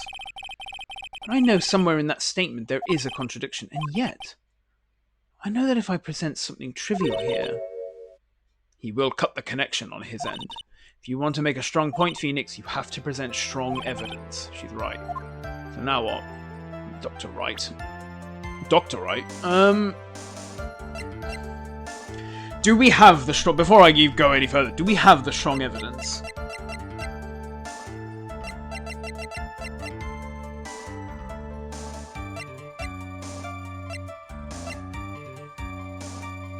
We do have evidence. Right, okay. Alright, fine. Lovely, thank you. Let's have a look then.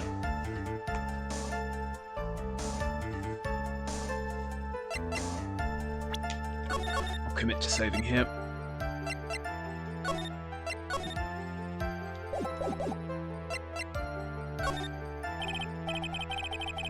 Witness, let's go over this one more time. I think I know what it is, but...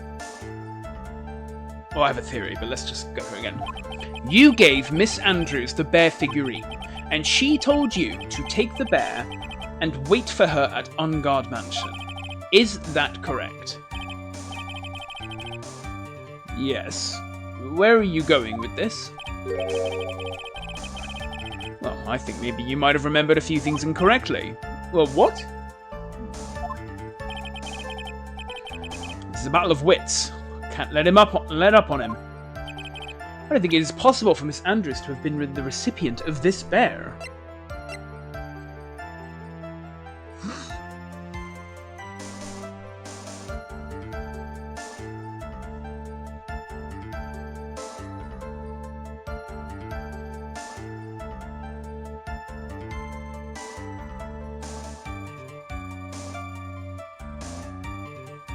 The wording exactly, let me think back to that wording. The wording exactly, what the exact wording was...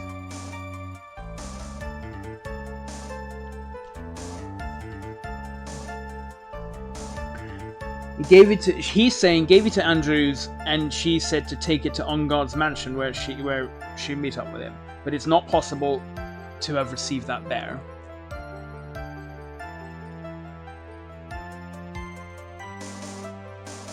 Okay, I mean, this is one theory then.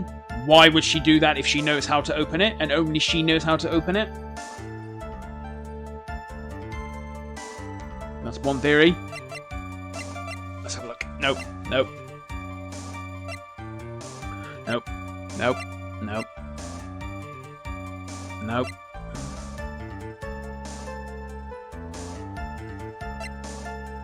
Nope. No.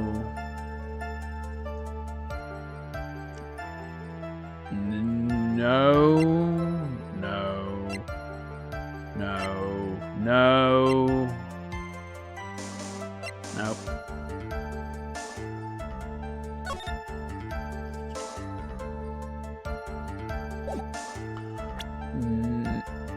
No. This wouldn't. No. No.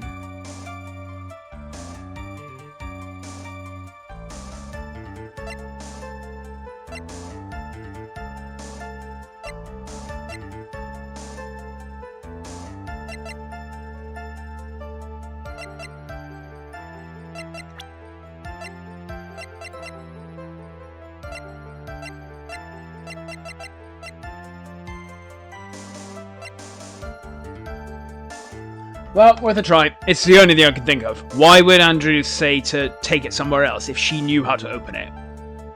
She'd just open it. Let's see if I'm right. Take that!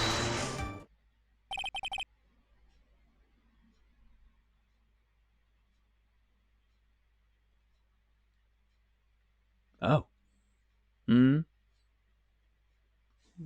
Okay, okay, all right.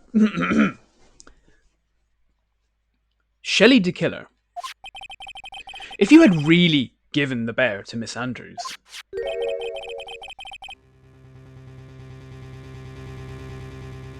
Okay, but I'm right, but my logic's wrong. My logic was wrong. But then this item should not have been inside it. Oh, this item? I see where you're going. Yep, that's where I'm going. Where is everyone going? Do I need to pack a suitcase? Your Honor, please think back to Miss Andrews' testimony.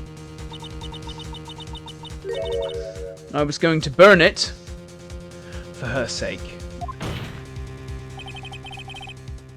If even for a single minute this bear had actually been in Miss Andrews' hands, I'm sure she would have taken the suicide note out and burned it.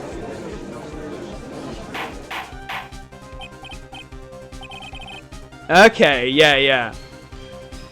I was probably like a degree off with the logic, but yeah. Order. So that's where you two were going. I don't need to pack a suitcase.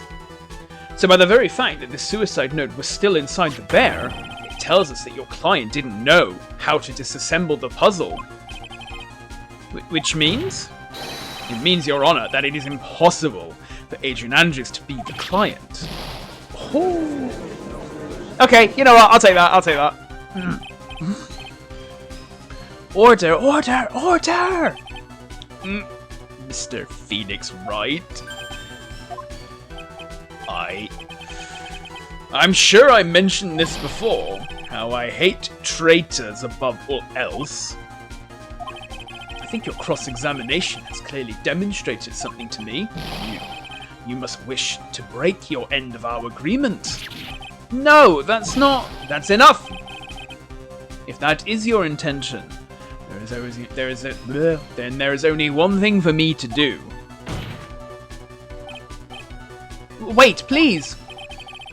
Gentlemen, ladies, please excuse me. I have a matter that I must attend to. No, please, not that. Please wait. Mr. Attorney, bring this trial to a speedy end and I may stay my hand. Otherwise... Ah! What in the... Mr. Wright, are you...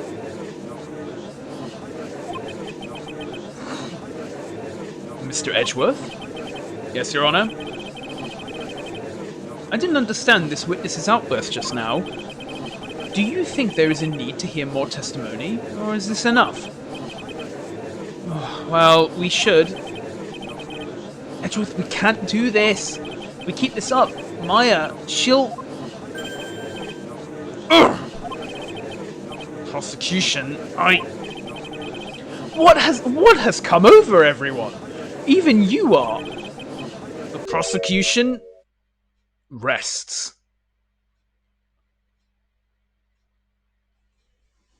Bruh.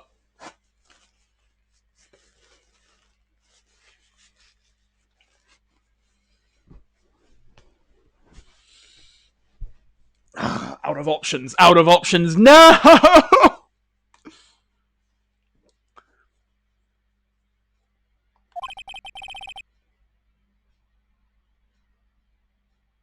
What is going on around here? The prosecution has no further questions, Your Honor. What?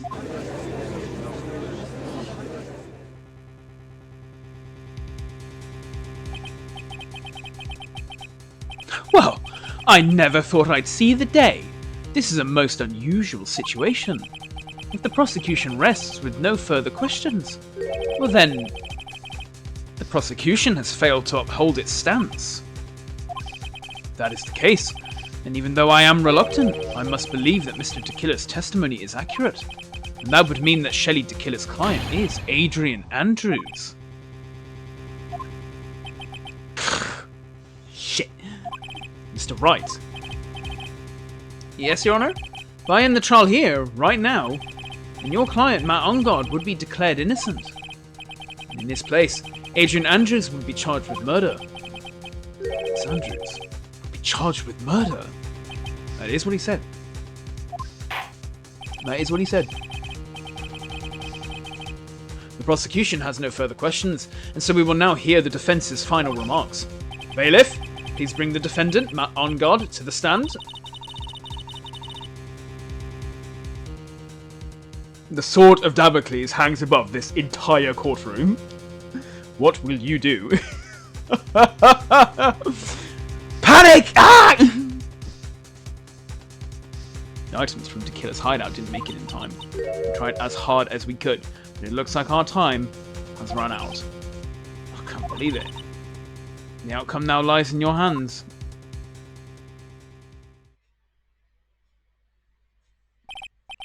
Look at this guy, bruh! Ugh!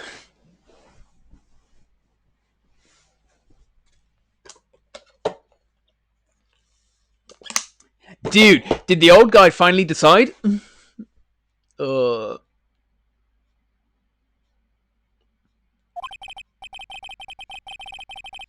be honest, I can't think of you as a truly innocent and good person.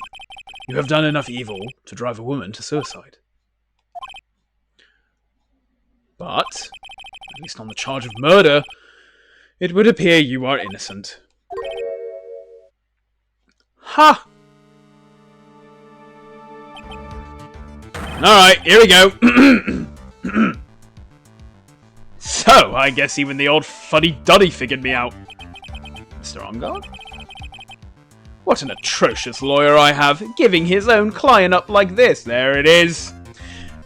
There's the scotch in court. And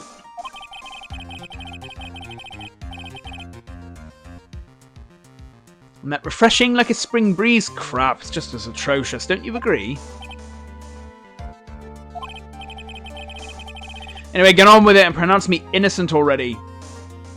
Bro's sipping on that 1738.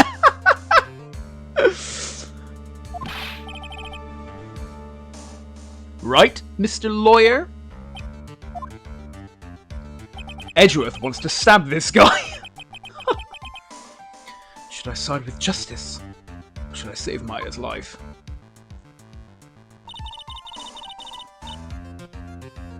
You'd better get Ongard a guilty sentence, okay?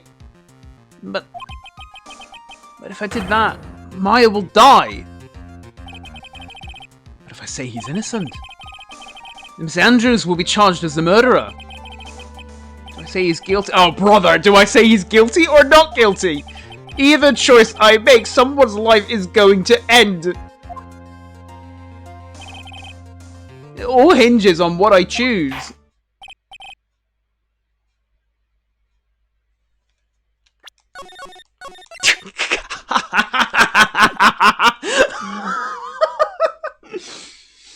Now then, Mr. Wright. Let's hear the defence's final statements on this matter.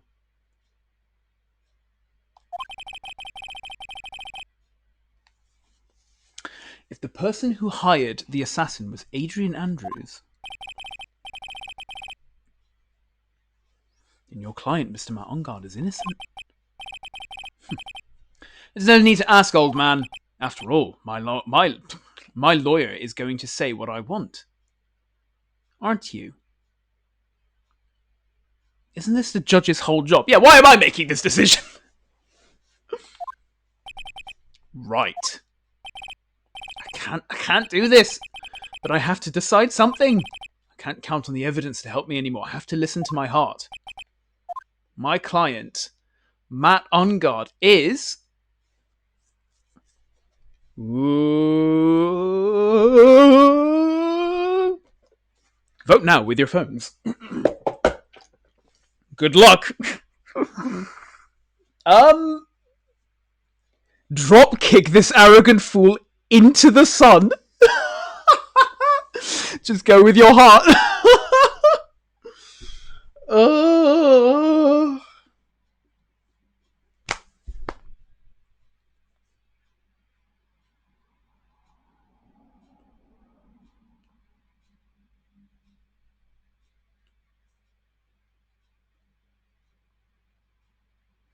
Let's ponder this with a short break. Because I kind of need one. I will be right back.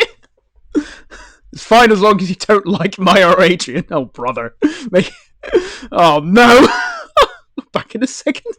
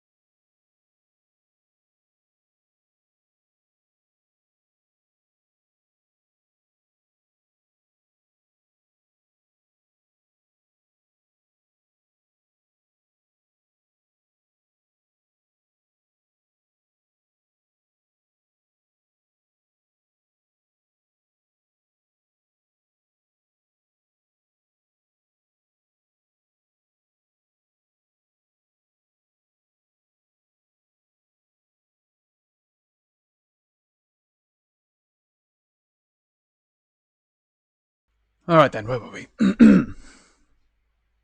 Oh yes, this impossible decision.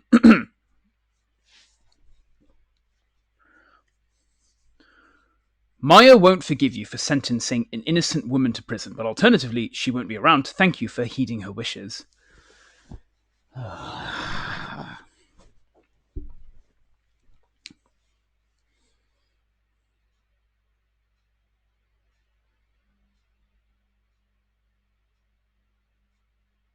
Who we killing? Ah!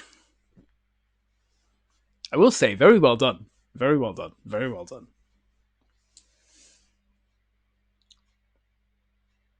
Very well done indeed.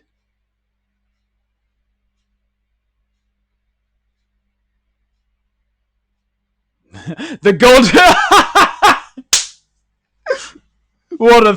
The god has screamed, Erabe, who will you cast into hell?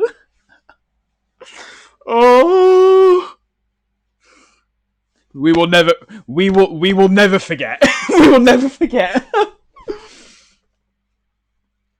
You're just trying to delay this. The time has come. Make your choice, sir. But there only was ever one choice. There was only ever one choice.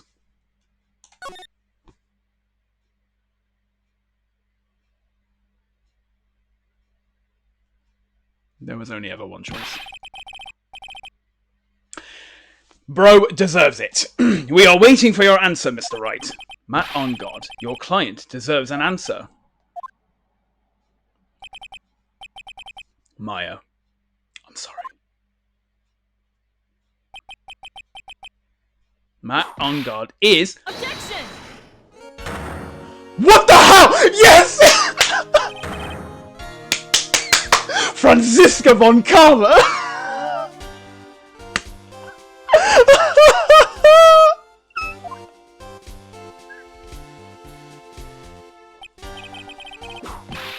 What the... Ow! You see now, don't you, Mr. Phoenix Wright? This is exactly why you should never take your eyes off of that scruffy fool.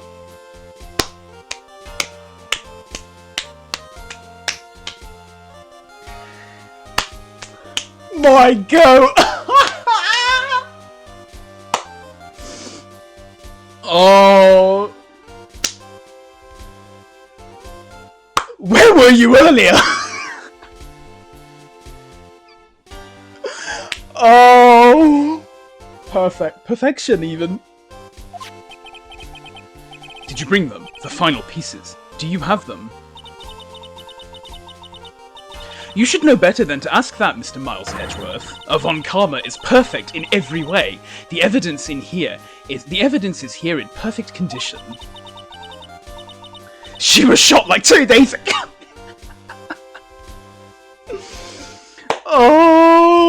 Oh, that's so hype. Oh, that's so good.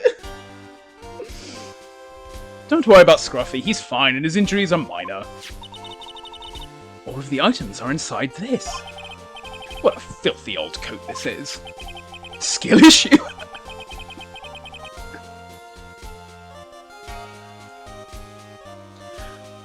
That's Gumshoes. I can spot his tattered rags anywhere. I apologize for its ugliness, but there was nothing else to wrap the items in. I fought long and hard this whole trial, all for what is inside that raggedy coat. I'm sure that inside that coat lies a crucial piece of evidence.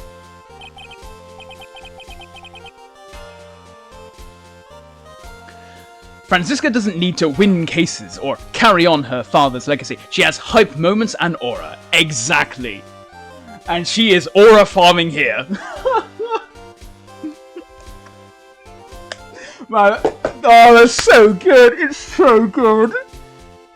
Your Honor, inside that filthy coat are the defense's final pieces of evidence. Your final evidence?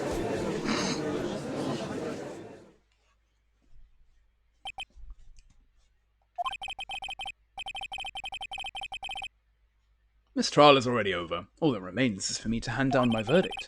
I do not believe that any evidence presented now will change the outcome of this trial. What? Objection! Your Honor, It is our duty to examine every piece of evidence down to the last. I request that Miss Von Karma be allowed to present these pieces of evidence. I suppose you are right, Mr. Edgeworth. I grant permission to do so. However, this one obvious rule applies here. If these items do not bring up any new points, then they will not be accepted by this court. Yep, that's true.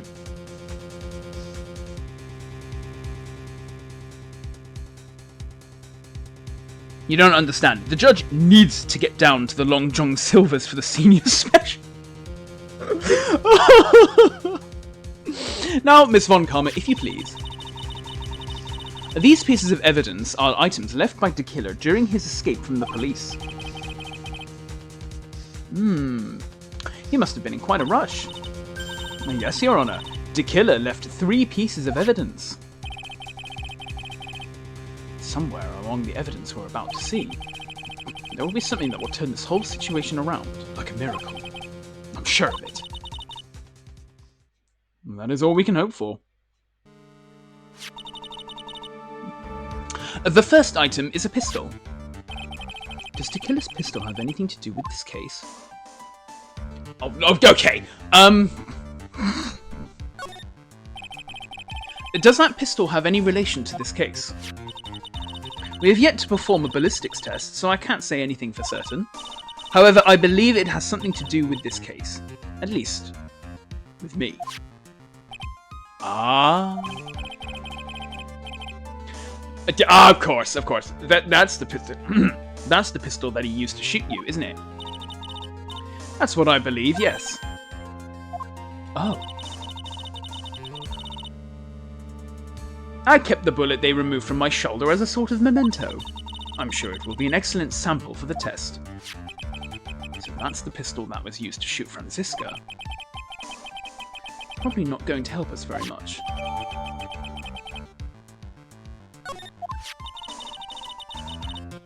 The second piece of evidence is this videotape. I bet De Killer took that from On Guard Mansion. Have you checked the contents of that tape? Unfortunately, there was no time to. Oh yeah. But I would speculate that this tape is very important. And why would you say that?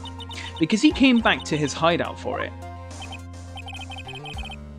De Killer went back for it? And that's right. It looks like he was trying to recover it. He injured 3 of the officers at the site. But somehow, it looks like they managed to protect it from De Killer. I'm so glad she gets her moment in this case. I'm so glad she gets her moment in this case.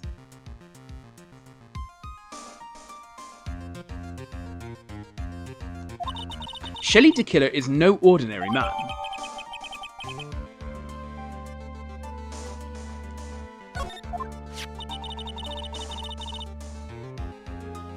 Nope, hold on.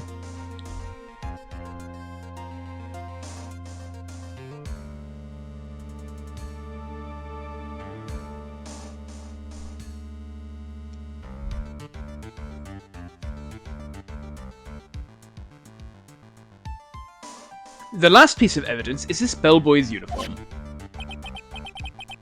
Is that a uniform from the Gatewater Hotel? Was that used during the crime? I am almost certain it was. There's even a pair of black leather gloves in one of the pockets. There's no doubt about it, De Killer was wearing this on the night of the murder. There is one thing I found interesting about this uniform.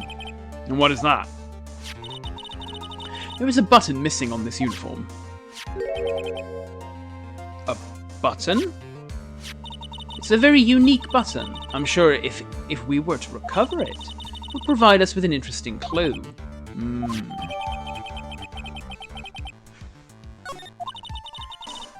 That is all I have to present, Your Honor. It's just as I thought. This is all meaningless and irrelevant. And what is that, Your Honor? I'm sure, were we under normal circumstances, these items from Shelley De Killer's hideout would be very important clues. However... Our question is not who did the killing. It is who is the client. Yes, that is correct. And these 3 items do not tell us anything about that. Thank you for your hard work, Miss Von Karma. You may step down now. Wait, Your Honor. Please allow me to examine this new evidence. Overruled. This court already has all the evidence it needs to hand down a verdict. Wonderful. Absolutely splendid. This judge is such a brilliant man, isn't he? This is the end. Phoenix. I knew it. There's no such thing as a miracle in this world, is there? I think you're wrong. I think they do exist. But you have to make that miracle happen. You've come this far. You can't give up now. But no matter how you think about it, it's... Try. For my sake, just think about it for a second. There are 2 ways out of this situation for us. 2? The first.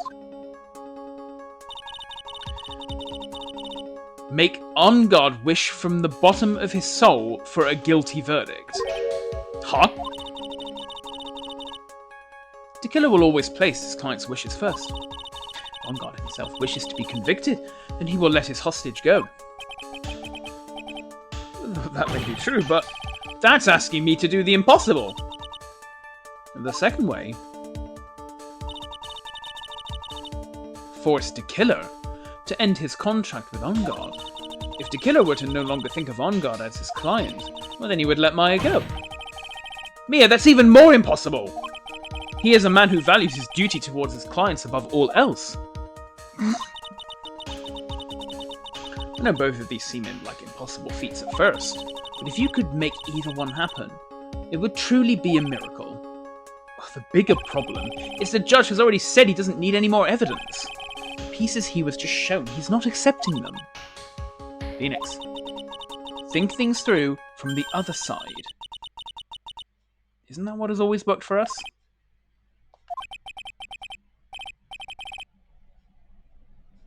The other side? Wait, does she mean... you mean to turn things around? Phoenix, the judge says he doesn't need the evidence. If that's the case, then who does need it? The person who needs the evidence. The defense, prosecution, and the judge, we have seen all the pieces of evidence. And that is how we have come to know the truth. But there is one person who is yet to see them all. And that person does not know the truth.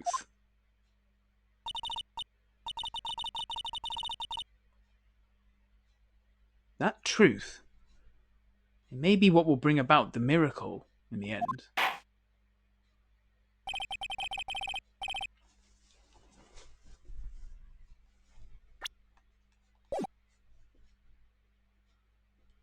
There are no objections this time, correct? Now then, I will pronounce my verdict.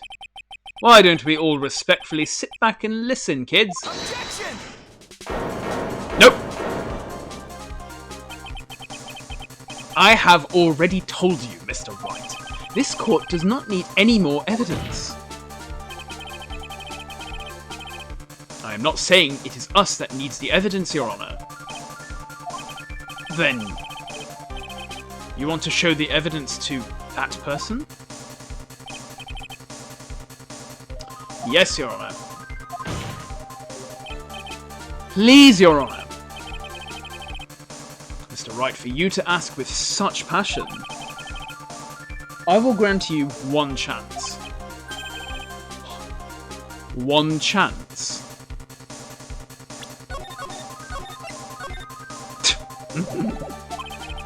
Please show your evidence to who you think is the right person. Objection! That's impossible. To turn this situation around in one try. One try. That is all I will permit. I am screwed. I'm fucked. Okay, good idea to save. No pressure. Oh.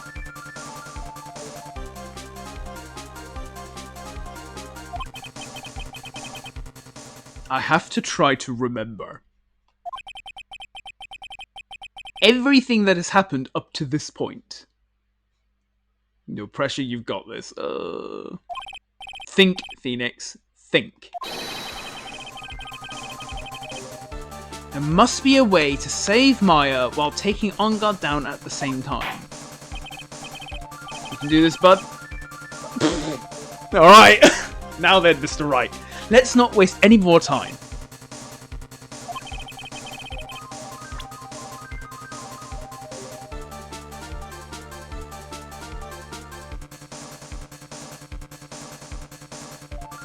This is a divergence point, so if you want to see both options, you have to get it wrong first. I mean, I'm on.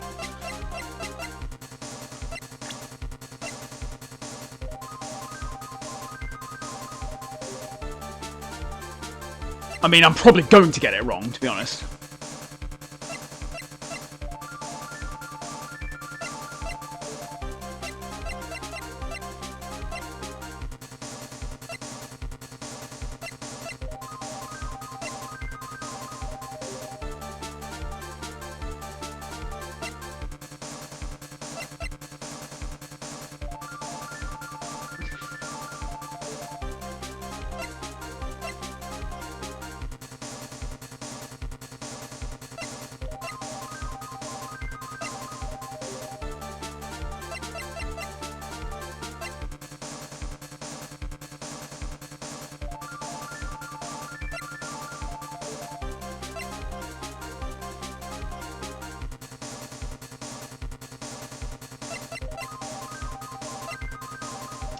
Not the prosecution, not the defense, not the judge. Somebody else needs to see the evidence.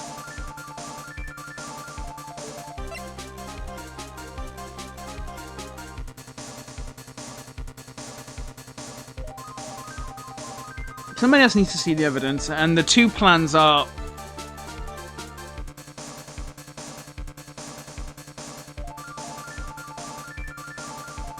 Oh, I don't know. I haven't got a clue. I legitimately do not have a clue.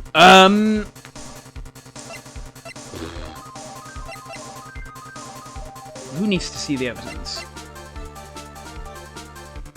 If I were to treat this logically, On Guard's been here this whole time.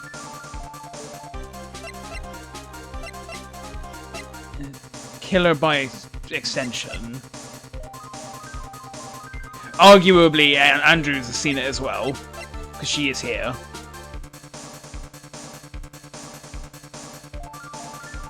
Make On Guard wish from the bottom of his heart for a guilty verdict, and make the killer break his contract with On Guard.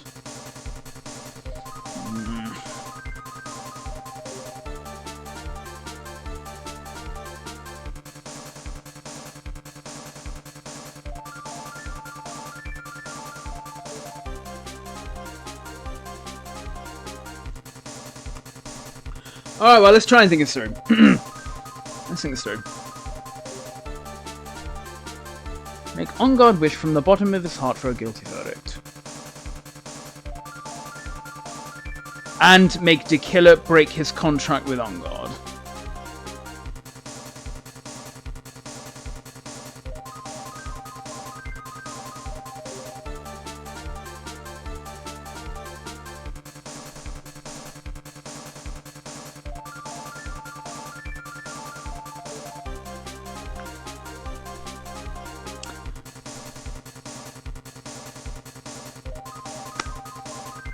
The killer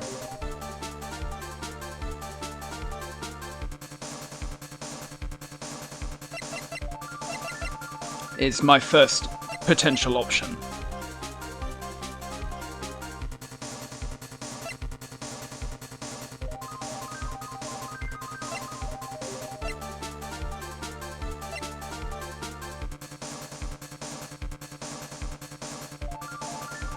I think the answer is the killer. Okay.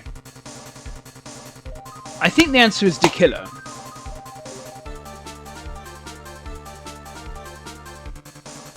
And I'll explain why. Okay, I think it's to killer, and I think it's because to make On God wish from the bottom of his heart for a guilty verdict, you need to... Why would he want that? He'd want that to get into jail. Yeah, but it doesn't matter. No, it doesn't matter, actually. I was thinking maybe to get away from To Killer if the contract is broken. Maybe he might get back at him or something, but if he's going into jail, then it's like he's not going to exactly be safe for long. So I don't know if that's quite right, though. I'm not quite sure about that one. But still making To Killer break his contract, the logic there is... if you reveal to To Killer that On God set up a failsafe, you know, which shows a breach in trust.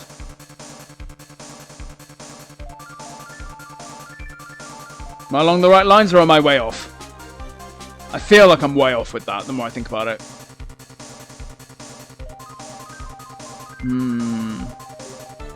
That is the right lines.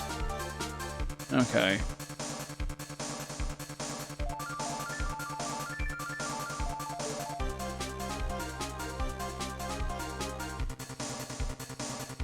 So if you want the bad ending, don't do that. Otherwise, create the miracle.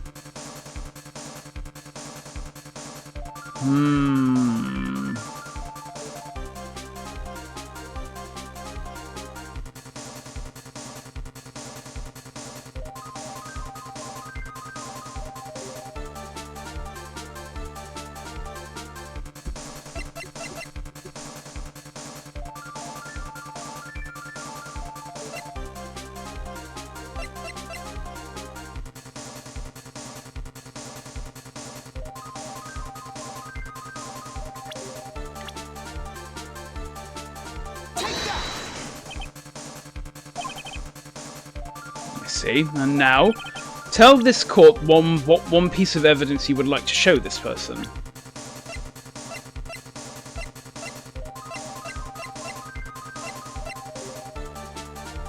Oh.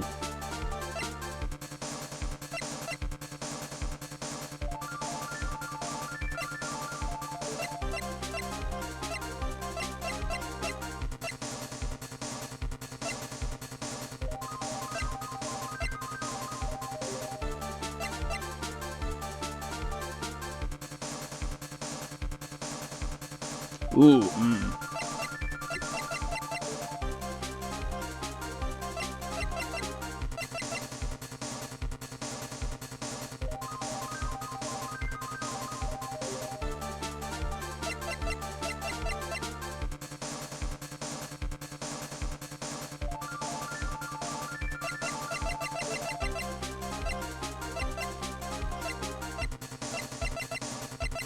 Ooh, is this correct? Well, I'm here now. I'm committing to it now. Not the videotape, we don't know what it is.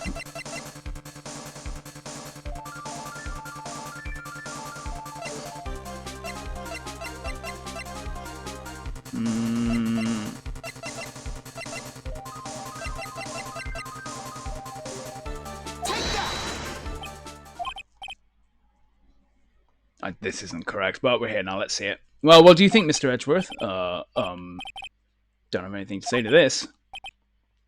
How about you, Miss Wonkama? Well, I was just shot, so... Yeah, okay, fine. Well, never mind. Afraid I cannot allow the defense to continue. What? No one understands what you're talking about anymore. Hey, please, no. That's enough, Mr. Wright. I will now state my verdict. The court finds the defendant... I'm not celebrating that one.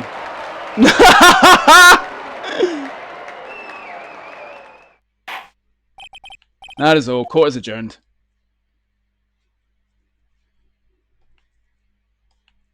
Just like that, the case came to an end. I ran away from the courtroom and wandered the streets alone. I never saw Maya again. The killer is a man of his word, so I'm sure he released her as promised. I heard the verdict of Miss Andrews' trial a few days later. She was found guilty, of course.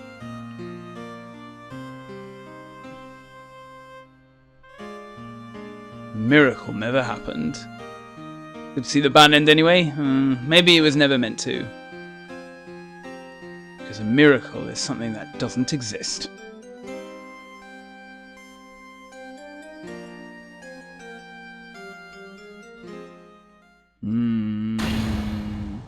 Oh. Yeah, right. Try this again.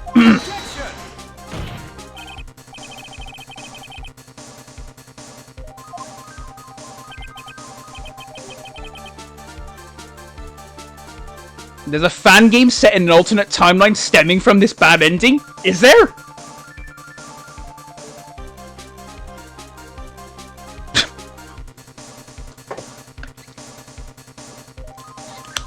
I'm curious about that.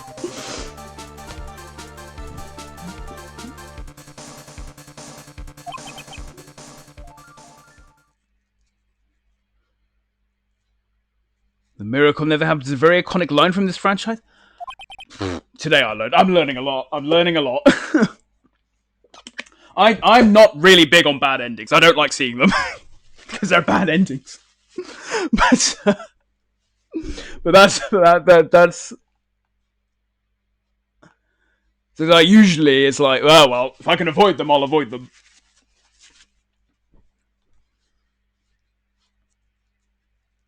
Okay, now time to get the answers right. The fact that someone's made a full fan game of it, though, is cool.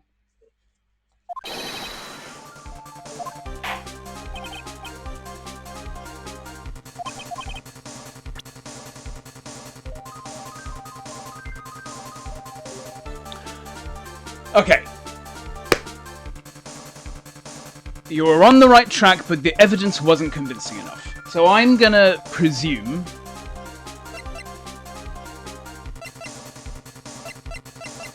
I was right with Shelley the Killer, but that's not the evidence I need.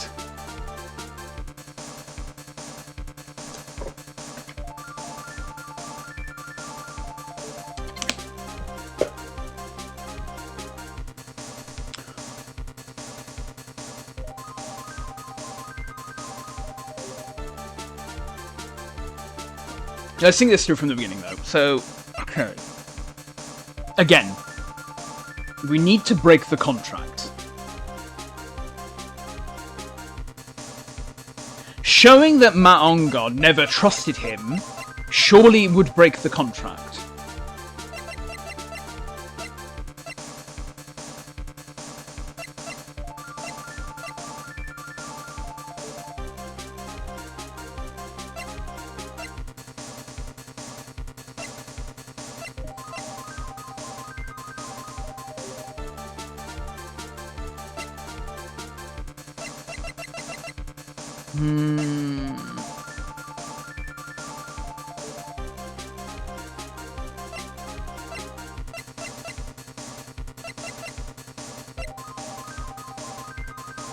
Let's see.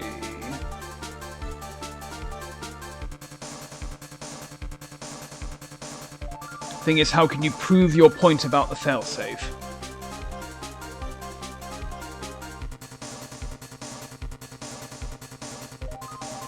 How do you prove it? How do you prove it?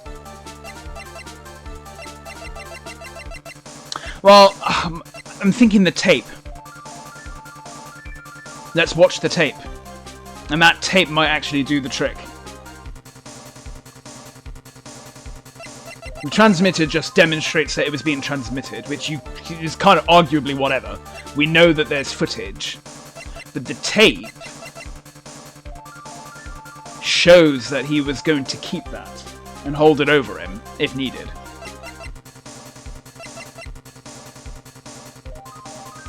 So...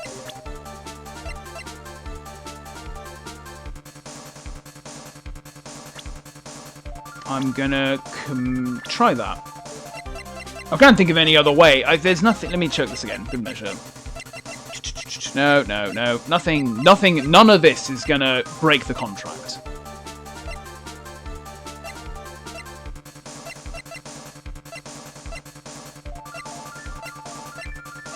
Yeah, we don't know what's on the tape, but we have to trust that the tape is going to tell us what we need. Yeah, like, this is the setup to the proof.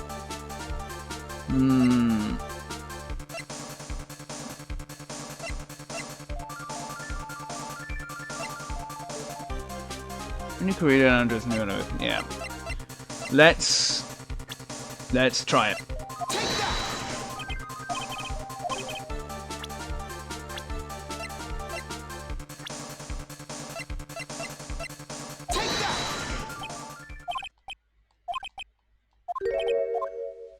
Oh, missed that. I think there's some merit in showing this evidence to the witness.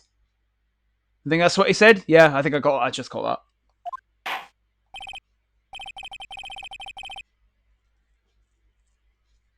Yeah. Nice.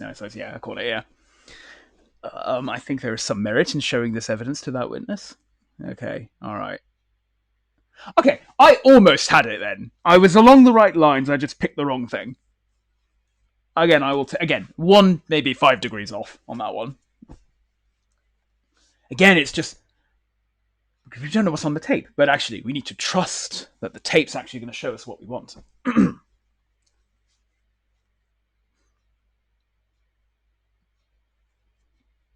Bailiff, please bring in the transceiver from earlier. Oh, right! It looks like I managed to convince him.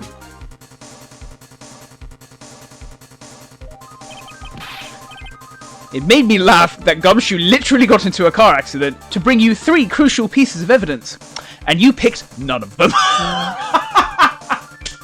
I didn't even think of that the first time either. The second time I was there thinking, yeah, I probably should use one of the new pieces of evidence that we have. Otherwise, why have them? It's fine. But yes, it's good. Alright, Maya, she's okay, right?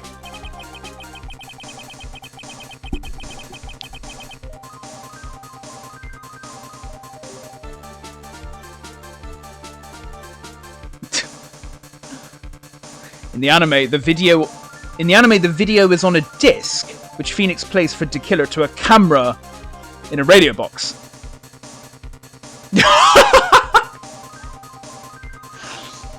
I'm gonna have to see that at some point. I'm gonna have to try that. Once I've played it all, I might actually sit down and watch it at some point.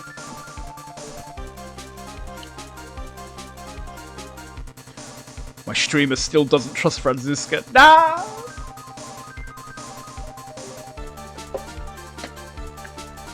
Not Franziska, my goat. Ugh. Right then. Didn't I tell you to concern yourself with bringing about a speedy end to this trial? Now, if I understand correctly, you wish to show me one piece of evidence? Again, I will take the fact that my logic was there. I just picked was very almost there. There could have easily been a wild goose chase. Yes, 1 is all I need. Yes, 1 is all I need. I have here a videotape. It was found at your hideout. It's literally just indirect versus possibly direct evidence. Yeah. Oh yeah, you were basically there, yeah.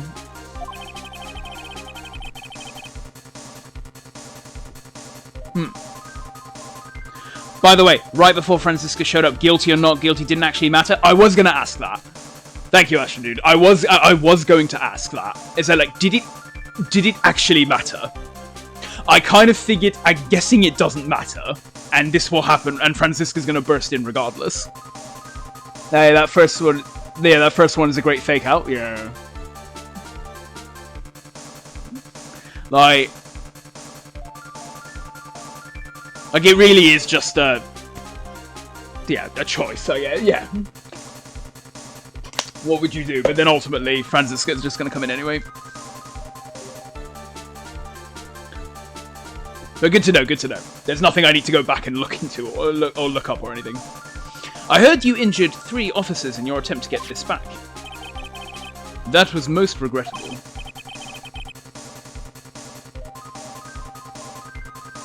However, it was an order from my client. I was told to protect that videotape. I thought so. I'm afraid I seem to have failed in that regard. Do you know the contents of this tape? I was sternly told by my client to not watch it, so I have absolutely no idea. Actually, you are on this tape. Me? There was a video camera hidden at the crime scene. Your actions were being recorded. The contents of the tape were heavily implied earlier in the case, but it's easy to miss and not certain. Well, this is it. It's like... I remember On Guard saying... He would have said there was a tape, right? Yeah. He would have said, like, you know, he's captured... He's captured the killing, and to protect himself. But then obviously forgot, assuming it was mentioned that it would have been on a tape. That makes sense. Makes sense. Your actions were being recorded. What? Is that true, Mr. Wright? Who was it that planted a camera? Oh, to kill an... Oh, right. Yeah. Of course. Why did I assume that Killer knew about the camera?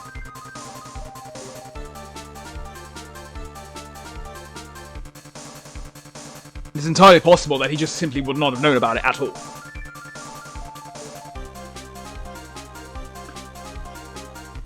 You fell into the deliberate logic trap? Yeah, doesn't surprise me.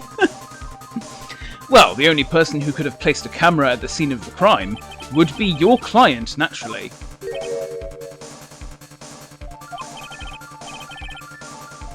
That was Adrian Andrews. Be quiet and listen, Your Honor. Yes, sir.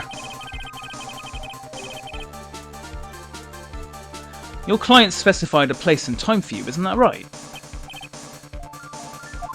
Yes. That was so that they could film you. I had no idea. You tell him, Edgeworth! Mr. Wright. Why would my client do such a thing? I would like to know why. Why did Matt On Guard film the crime scene? The reason why he did that is my ticket out of this whole mess. There's only one reason why your client would secretly film the crime scene. They wanted to see Juan get his. Didn't trust your skills, wanted blackmail on you, obviously. Your client once told me something very interesting. We were talking about you, and this is what they said. Blackmail, yeah, of course, yeah. But I'm no weakling. I don't believe anyone, least of all assassins. This was like the first thing he said as well. Oh, come now, Mr. Wright. Assassins aren't above blackmail.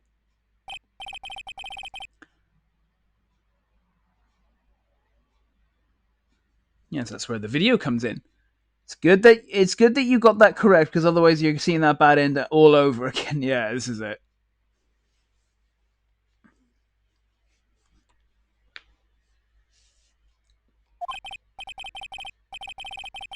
This is where that video comes in. Yep, with that, I can keep him at bay and even blackmail him if I want. He used the word video. It's fine. It's fine. Your client didn't... Again, I will take one wrong answer over potentially 10. To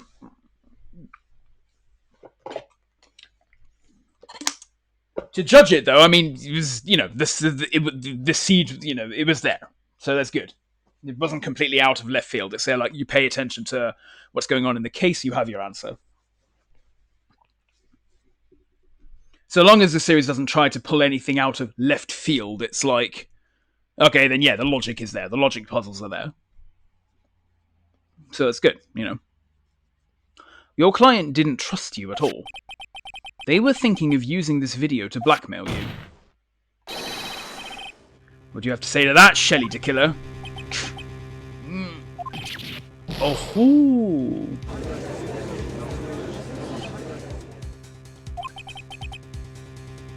It looks like I was being deceived from the very beginning. Yes, by a natural. That is the kind of person they are.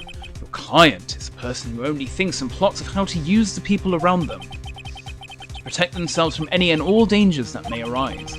And that is the true nature of your client. I have one question for the witness. Yes? You told us one thing numerous times during your testimony. You said that you detest traitors most of all. Yes, that's right. But what if that traitor was your own client? What would you do then? That's obvious. I would break our contract in that case. And then... that client... There it is. Alright, well, there you go. That client would become my next target. For the honor of the Killer name, even if it takes an eternity, I would follow that person to the ends of the earth to exact my punishment.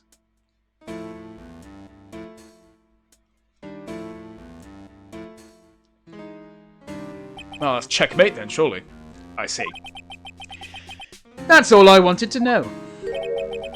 So the traitor becomes the killer's next target. I get it. This is how we'll turn this case around. Mr. Wright. Yes? My contract with my client is over as of now. On God, just shat enough bricks to build a castle! I seem to have a new job on my hands. I will now return to you your precious item. What the? I'm not an item!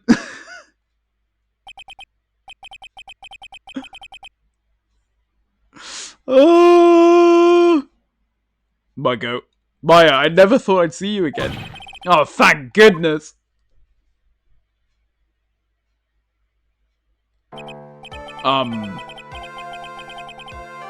This trial appears to have come to its conclusion. However, actually, I don't quite know what just happened there with the client and the witness and... Miss Von Karma, where did that... She always has you in her sights. Now, I do believe it's time to finally hand down a verdict. Have you won? I think so. I think we're at the end now, surely.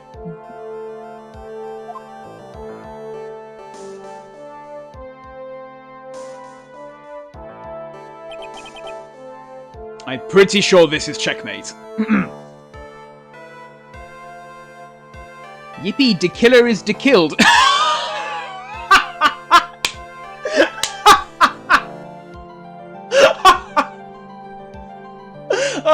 Oh, that made me laugh.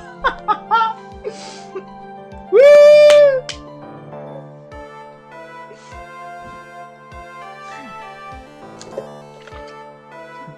Well, the killer will continue de-killing, I think. But his client is fucked. Mr. On Guard. The killer is the killer. It looks like somehow you got what you wanted. You will finally receive the acquittal you wanted so badly. You should be happy. Save it the next choice for different dialogue. Good to know. Thank you. You will finally receive the acquittal you wanted so badly. You should be happy. For that, I would like to make one final statement. Sometime in the near future, one very betrayed assassin may appear before you. Needless to say, that man is very good at what he does. I'm sure you would understand what I mean if you watch this video. Help me. He's not looking refreshing like a spring breeze anymore. Now then, Your Honor, the verdict, if you please. 7 anyway. Is this alright with you, Mr. Wright? We have finally reached the end of a very long battle. Whether he's convicted or acquitted, there is no escape for him now. Go on, Phoenix. Plead whichever way your heart tells you.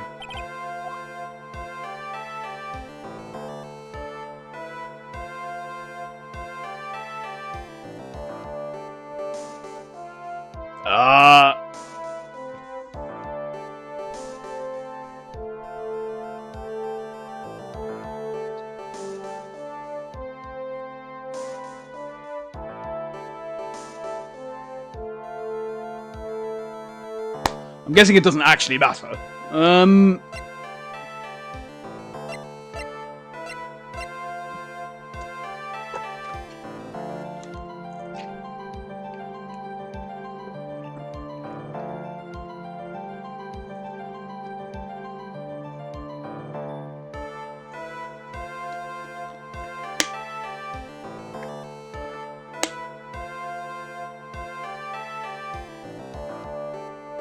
There's a few lines different, so you could pick what you want to actually end with second. And just reload. And on guards. Yeah. Go on then, yeah. Let's have a look. Yeah, why not? Let's have a look at not guilty first. I'm going to finish him guilty. He deserves guilty, so I'm just going to give him guilty at the end.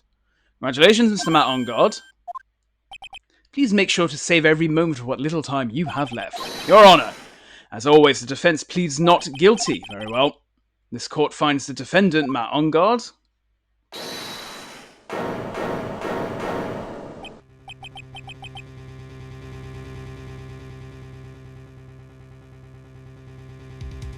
Or we can just run with this. Please wait. What's the matter? I get a not guilty. I'll be killed. I'm... Whoa! Guilty!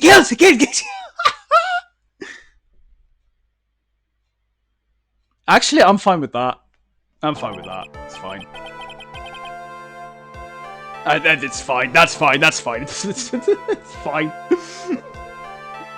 That's good enough for me. As always, it looks like we have uncovered the real truth. I don't remember you helping out much in this. Mr. Edgeworth, how is Matt on guard? I have left Miss Von Karma in charge of his incarceration. I'm sure he's getting a full-course meal of whipped leather right about now. Very good. And that was a close one, wasn't it, witness?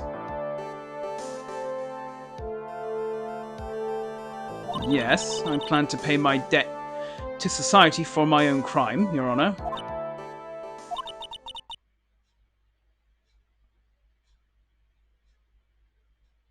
I have the other lines if you want to see them. Yeah, just go ahead and yeah, please. Yeah, if you just send them, it's fine. First time I was, I'm very much. I'll just play through, commit to choices.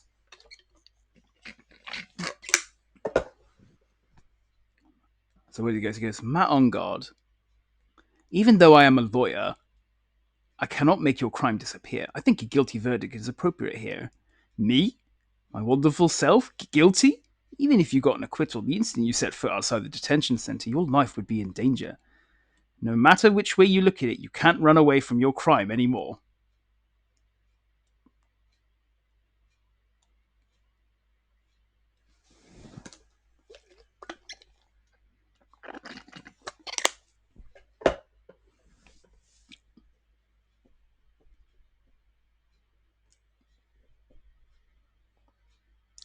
The first time I was called to the witness stand during this trial, all I felt was despair. She must be talking about the time Edgeworth really went after her. I guess she's trying to forgive him for what he did.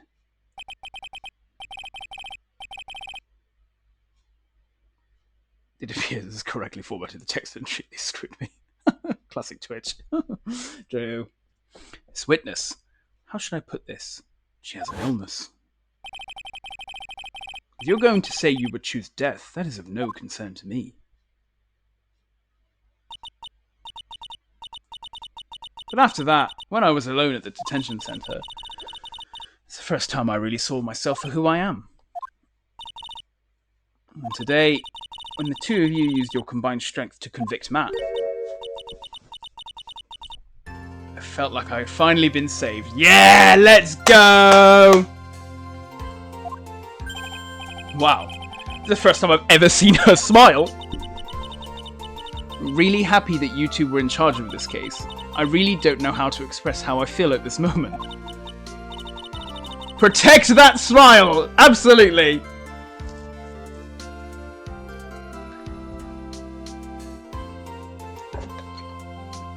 Undisputed goat of the chapter, to be honest.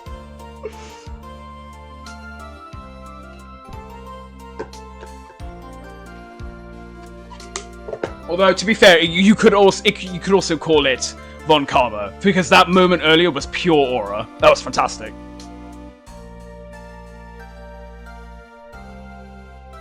This is the first time I felt comfortable with myself, with who I am. Thank you so much, everyone.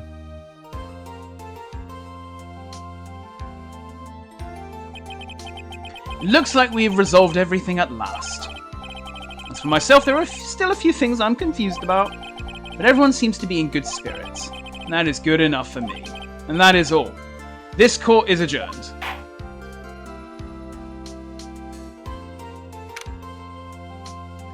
Oh,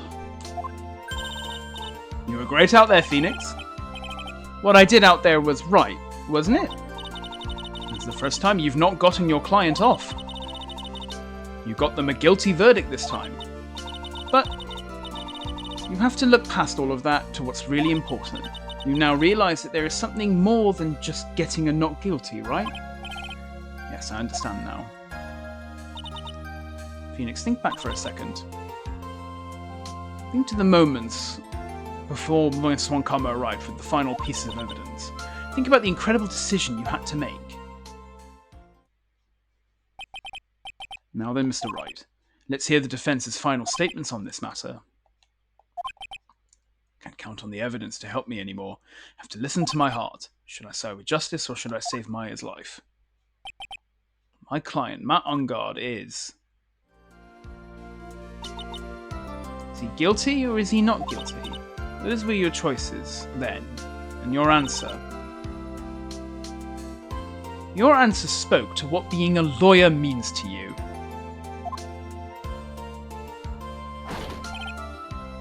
It's so fucking good. It's so fucking good.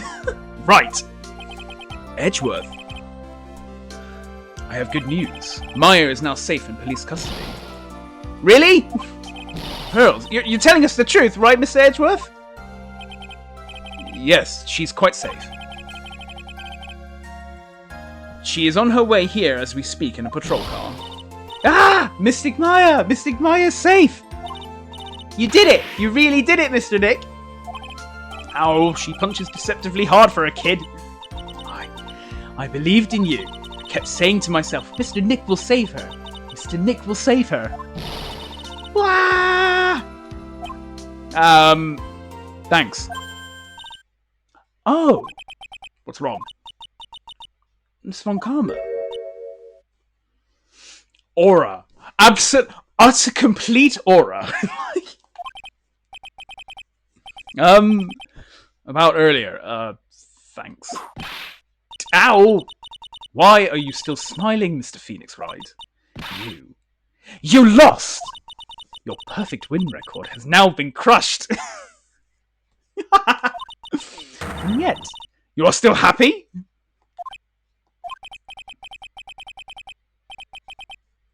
I don't think you'll ever understand, Miss Von Karma. How dare you? Don't worry. She may in time. After all, I was like that myself until a year ago. Edgeworth?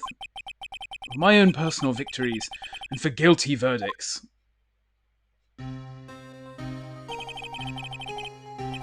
I used every dirty trick in the book, and so my win record remains spotless.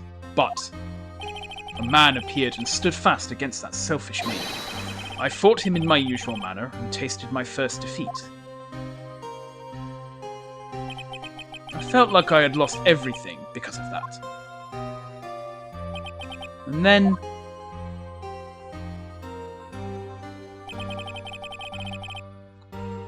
It was my turn to sit in the defendant's chair. And I was saved by that person I called my enemy. I couldn't forgive myself for all that had happened, so I left the prosecutor's office after one more trial. And I left that note. Prosecutor Miles Edgeworth chooses death. As well you should have. A prosecutor who has shamed himself with defeat should crawl into a hole and die. But that was not what happened. After I left the prosecutor's office, I finally came to realize something. And it was in that moment of clarity that everything began to change. What foolish nonsense. We prosecutors use anything we can to attack the defendant, but every time we did so, no matter how desperate the situation, instead of giving up like most people, that man would hold strong with his undying faith. And then, before I knew it, I began to trust in that man as well. What? You trusted your enemy? Doesn't matter how many underhanded tricks a person uses, the truth will always find a way to make itself known. The only thing we can do is to fight with the knowledge we hold and everything we have, erasing the paradoxes one by one. It's never easy. We claw and scratch for every inch. But we will always eventually reach that one single truth. This I promise you. The truth. Yes, that's the reason why prosecutors and defense attorneys exist. But I'm sure you knew that already, didn't you, Wright? And that's why you couldn't forgive me. This man who went into hiding. Isn't that right? This man who only had his sights set on victory, who ran away into the night. Ah! Is Mr. Edgeworth right, Mr. Nick? I thought she was saying, is he alright? You really let me down. When you disappeared, I felt betrayed. The reason I decided to become a lawyer to begin with was because I believed in the things you said to me. All those years ago, you betrayed your own words. And that's why 1 year ago, I made up my mind. I decided that the Miles Edgeworth I knew had died. At least, that's what I told myself. You pathetic fool! Miss Von Karma. I don't want to hear the wretched whimpering of a disgraced loser. A Von Karma is someone who is destined to be perfect. Miles Edgeworth, you are no longer worthy. You are no longer worthy of being a Von Karma. And neither am I. It's over. It's all over! Ah, it's over! Franziska threw something on the ground just now. This is an electromagnetic receiver. Isn't that the thing she used to track Detective Gumshoe? I'll return this to the precinct later. There's something else. The whip! Ah, isn't that Miss Von Karma's whip? I'll never set foot in another courtroom again. I'm sure that's what she's saying by this action. You should keep this, right? Oh, I hope not. I hope we see her again. Okay. Here she comes. Brace yourselves.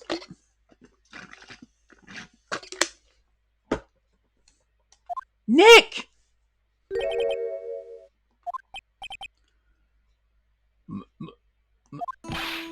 Maya! Mystic Maya! Mystic Maya! Give me that CG. Let's go!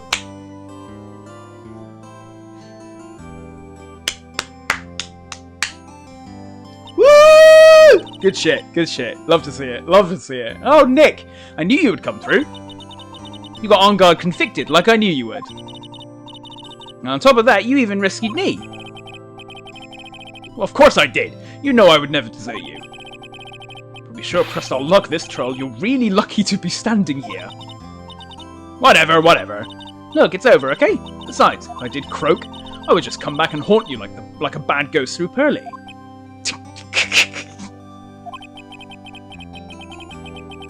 Is it really that easy to do something like that? Thanks a lot, Nick. Don't mention it. Maya? Oh, Mr. Edgeworth.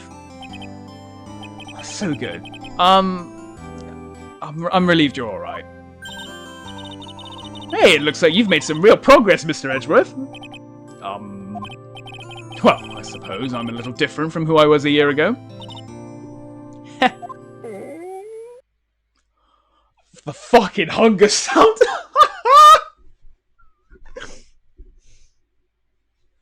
We gotta go to a burger restaurant now! Alright! I think it's time we got out of this depressing place. Huh? Where are we going? Food, Nick! Food! Grub, chow, I'm starved. I'm so hungry, even you look like... I'm so hungry, even you look like a nice juicy burger on a bun to me, Nick. You think I look like a burger? I'm a prime rib at least. Come with us, Mr. Edgeworth, please. If you insist. Alright, so how about we hit up our usual burger joint? Don't be silly, Nick. Huh?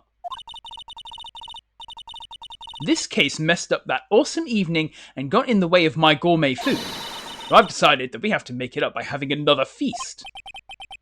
Another feast? Come on, Nick. Food! Hysterical. Absolutely. We are not come back here for the fucking... Oh.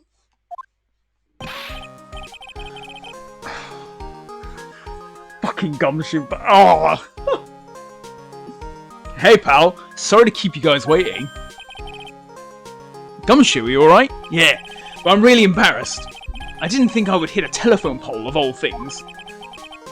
You said you were running red lights. A telephone pole? But then it wasn't a red light that got him.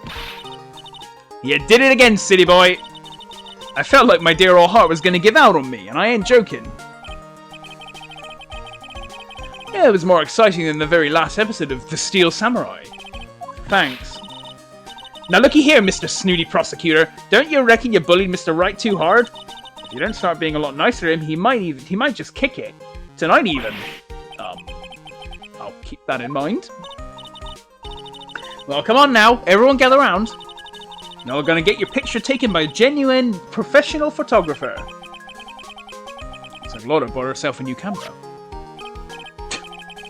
Well, pal, at least we can put this messy case behind us now, and messy it was. Come on, tonight's all about eating, so let's go chow down, pal. Amen to that, pal, amen. You know, when you think about it, you were the one who saved the day, detective. Huh? Me? You really think so? He's right. If it wasn't for the 3 items you took, I think this trial would have had a very different ending. Oh, well, you know, it's... Ho ho ho ho ho ho ho ho. Huh? Wait. That's odd. When I ran off with the things from Tequila's hideout, I was sure I took 4 things in total, sir. What? 4? Yeah, I'm sure I put one of the items in my coat pocket. There was a 4th item? Oh, come on, y'all, it's over! Ooh, boy, I tell you, you really are something else. Between getting accused of murder and getting kidnapped, never a dull moment with you, huh? Ha ha ha, you think? Why does she look so happy about that?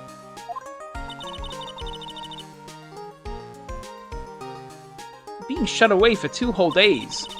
Weren't you scared? Yeah, it was really scary. I felt so hopeless. So to keep my mind off of things, I drew a picture. Sounds like you had it rough, gal. So where's this picture of yours? Yeah, I want to see it. I want to see Mystic Maya's picture.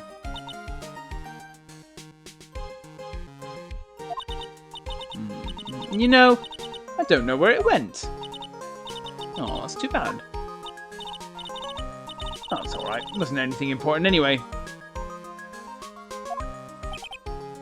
Ah. Ah, it sure is nice to finally see them both smiling again.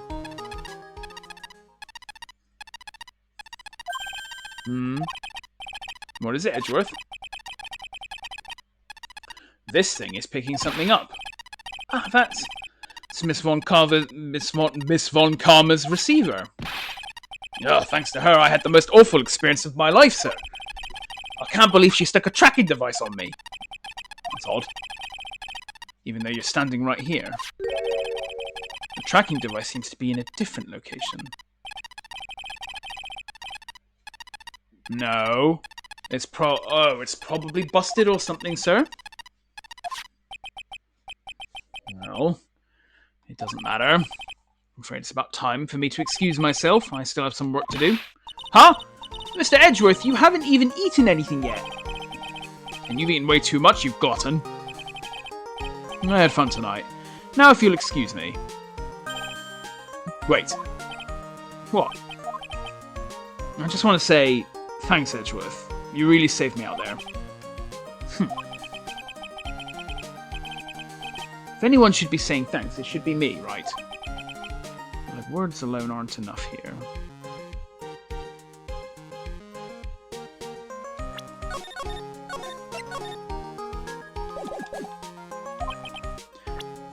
Anything I can give... I knew this was going to come up.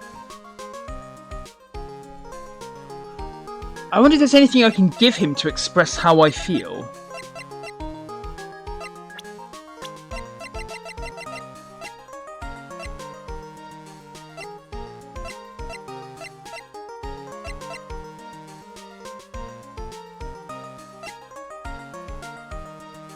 Yeah, give him Maya!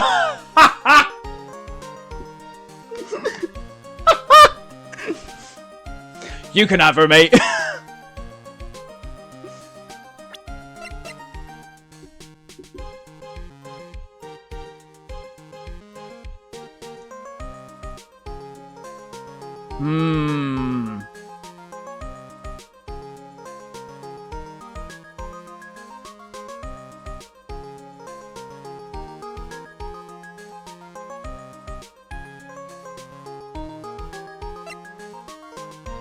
The answer here is surprisingly unintuitive.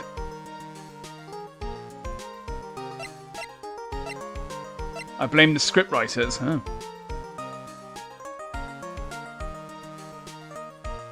I mean, my gut reaction...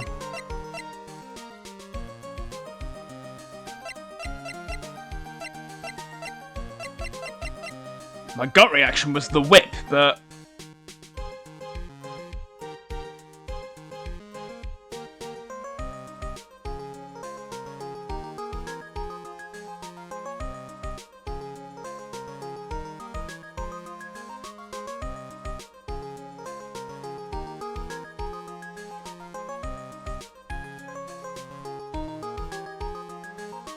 When in doubt, go with your gut, I guess.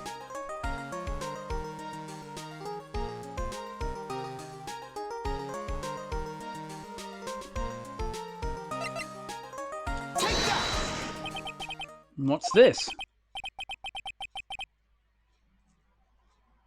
Okay, good.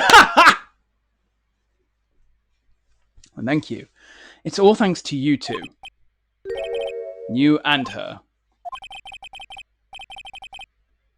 You don't need to thank me. I was only doing my job. It looks like Mr. Edgeworth has left, Mr. Nick. Hey. Mystic Maya? Yes? Pearl? Yes, Pearly? I guess you two can go back to being lovey-dovey, right? You and Mr. Nick, I mean. Pearly! Would you cut it out already? You're embarrassing me. Anyway, so who's paying for this lovely dinner party? As if you need to ask. Everyone say thank you to Nick. Huh? Yeah, I'm kind of at the point where I can't even buy instant noodles, pal. So I kind of already put your name on the bill. Huh? Huh? Yeah, I got me a situation just like that myself. There's this camera shop in this hotel, see? And I just bought myself this good old beauty here. It better be anyhow for $3,000. He's a lawyer, he has money. So it's asking you to show your appreciation for Edgeworth specifically, but it wants you to infer that Fran also deserves the credit, with nothing except the whip is the last piece of evidence you haven't used. Oh, right, yeah. I see. Yeah, See, this is it, so I didn't even get the logic. I thought, well, the whip, you know, your adoptive sister, right? Whatever. Like, have the whip.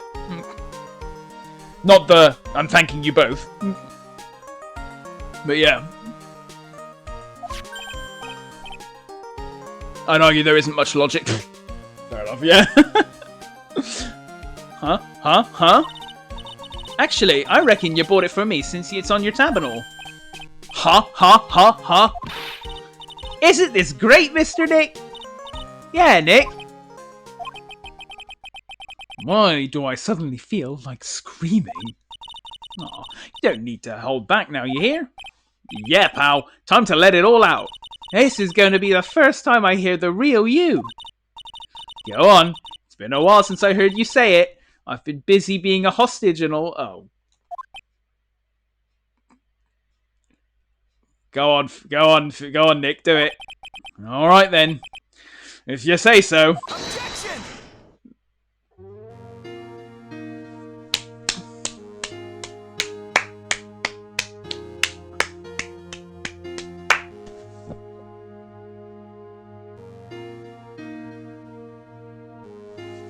You really came through for me, Nick. I had to hide that letter, but I knew you'd find it.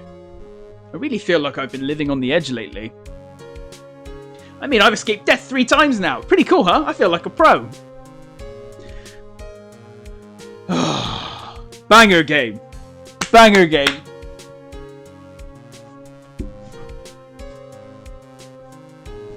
I'm so happy that you could save Mystic Maya, Mr. Nick. And I'm so happy for the 2 of you. Speaking of which, I think this hotel is a popular place for honeymooners, so I sort of made reservations for the 2 of you just in case. Pearl!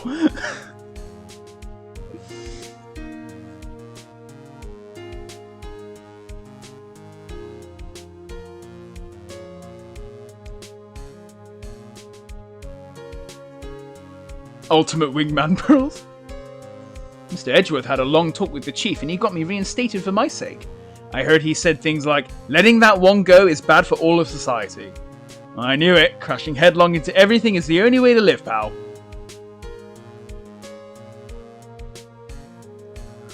Oh, dude.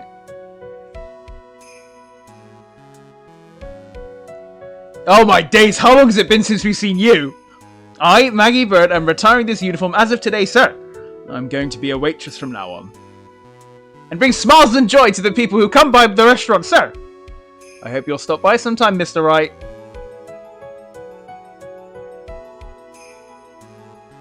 I mean, it is no surprise that I like the game. This is still good. Yes. Are you here to visit a patient? I'm Director Hottie. Ho ho. Recently? Yes. That girl, you know. I haven't seen her around. Yes. But I remember, if I even laid so much as an eye on her, it would go crack. It didn't matter if I got whipped, though. Yes. Ho ho. May I never see him again. May I never see him again. The timing. Oh. It's time to begin our quest of world circus domination, sweetie, and to let the world know we are serious, I plan to make a fabulous flight to Zimbabwe. Hey Max, what do you think Zimbabwe is like? Do you think there are castles made of cake and bunnies who can talk? I think if there are any talking bunnies, even they won't laugh at Moe's jokes. That case was fucked. Oh god, that case was fucked.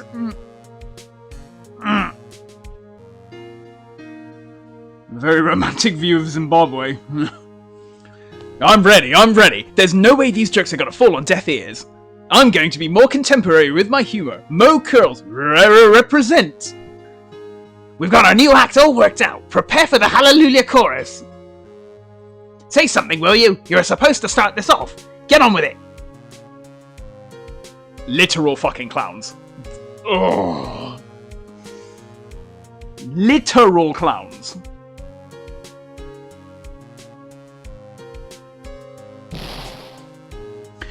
What's this? Drat, it's just an ordinary electric razor recharging. I can't believe this. Really? How long do they plan on making me do this? Ah, but it's Etchy Poo's idea, so that means it must have a deep hidden meaning. But why do I get the feeling they wouldn't forget about me, would they? Ah, I was never like this in the old days. Everyone thought the world of me. They used to call me Queen Wendy and treat me like royalty, and I'm going to feel the pain of heels. They're going to die. My hands are up. My hands are up. Access, you've still got that on lock.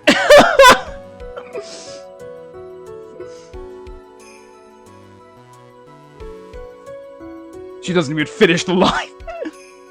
Woo! I appreciate everything you and Mr. Edgeworth did for me from the bottom of my heart. Oh, that's right. I received a letter from Miss Von Karma. She said that after I get out, I should feel free to consult her about anything at all.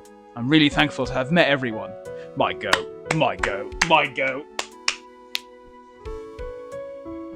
Oh, at this point, I'll just give my thoughts at the end, but... To kill her! It has become difficult for me in this country as of late. As such, I will take a short leave of absence. If you would like to request my services, please be sure to visit my homepage. May we both be blessed with longevity. Bye, I guess.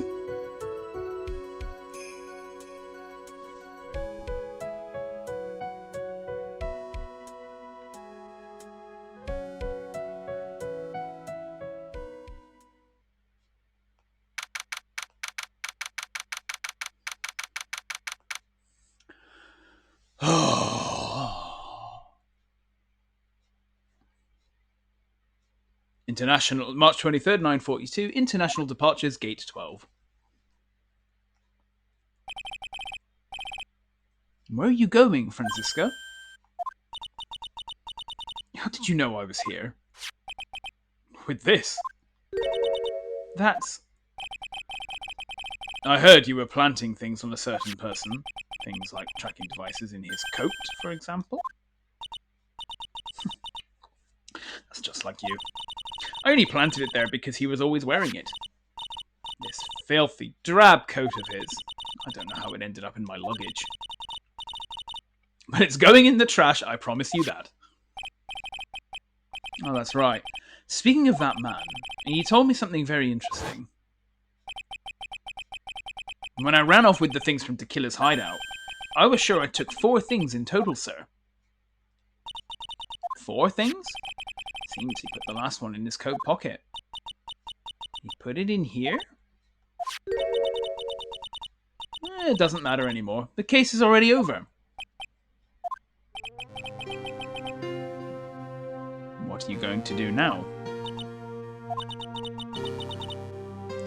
That's none of your business. Are you running away? Shut up!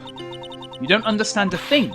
You can't possibly understand what it means to be Manfred von Karma's daughter. Francisco. So many expectations from everyone around me. Expectations I must fulfill. I'm expected to win no matter what. Failure? Such a thing is not an option for me. My father was a genius. There's no doubt about that. But me, I'm no genius. I've always known that. But I had to be one. I had to be one. I had to. You may not be a genius like your father, but you are a prosecutor. You have been, and always will be. No, I'm not. Not anymore. I've even thrown my whip away. Speaking of that, Wright gave me this to hold on to. Right. You knew something like this would happen, didn't you?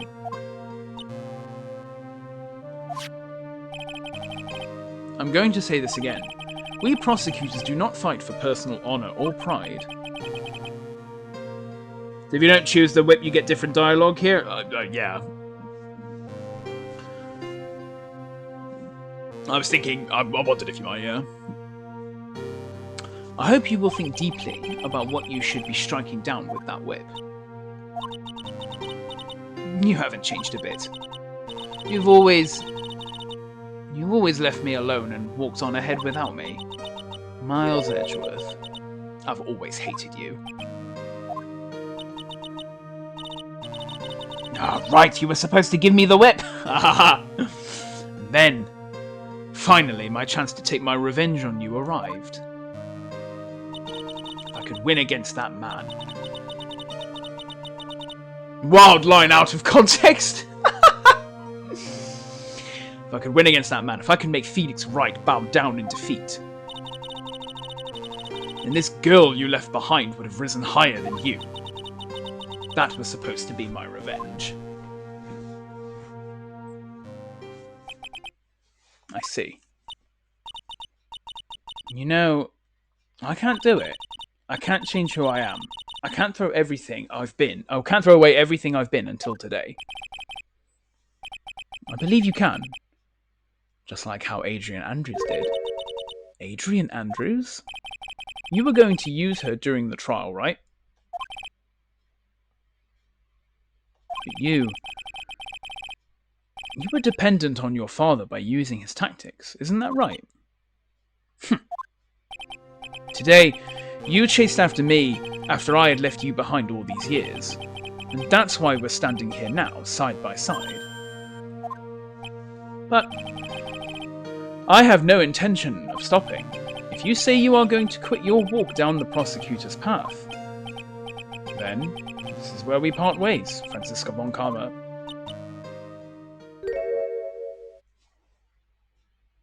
Whoa.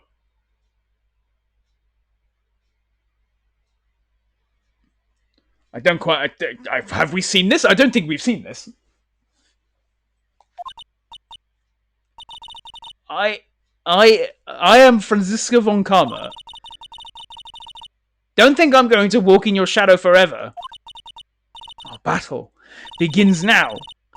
So you'd better prepare yourself, Miles Edgeworth.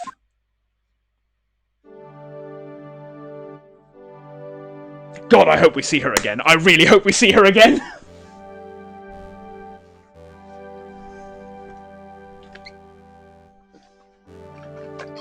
Phoenix Wright. One day, someday, I'm sure we'll meet again in battle. Until then, this last piece of evidence that never made it to you,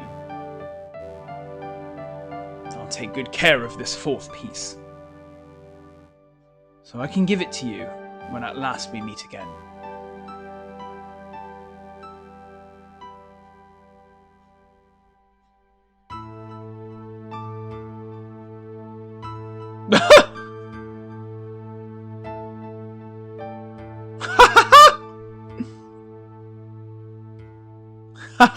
Cool, lit. Capcom, you bastards. Oh!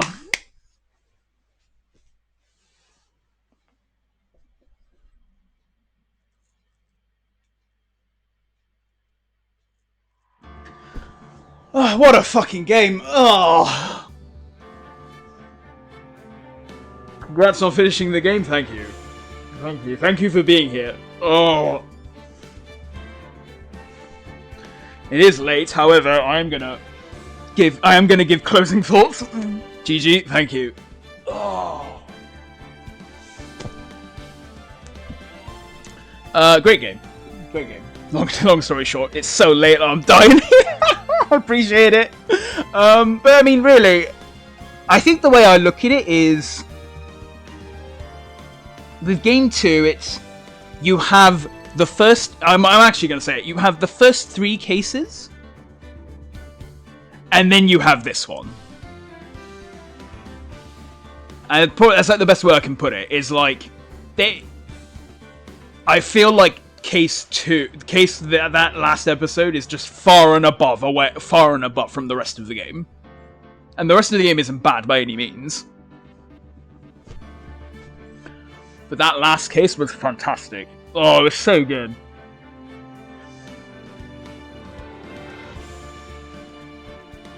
Really, I need to kind of go away and think about it a bit more. See. It's like, and really think about it some more. But that's kind of my gut reaction. It's 4 cases, but it feels like 5. Yeah, the last one is very beefy. You know, what was it? We were able to get through like a whole trial day in 1, 2, 3 hour stream, but half a trial was taking a whole evening. So it's definitely, that last one was quite beefy. That's the best way I can put it. Like, the first 3 are good. I mean, I enjoyed them. They are, you know, they're solid. But case 4 in particular is definitely up there. Like, if I were to look at it case by case, it's probably in the top 3 for me. I'm not quite sure where they place yet, though. The other 2 are the last 2 from game 1. Which doesn't surprise me. They carry on that thing again of each case just kind of builds up and up. But yeah, so it was otherwise a more mixed game, I think. 2, you know, I still think I enjoyed them all, but on reflection, 3 I definitely struggle with. And I think I'm going to look back on that weirdly. 1 was okay, 2 was good. I wonder if we're going to see Morgan again. They left that open. They did. So I wonder if I'm presuming we're going to see her again. In a much more apparent capacity in the 3rd game. Or later, for all I know. It's a bit more mixed in the first game, I think. Yeah, this is kind of what I mean. It's like, when I look at game 2 as a whole, I'm a bit like, well, yeah, it was a little bit. They are quite mixed. Episode 4 was fantastic. The other 3 are like,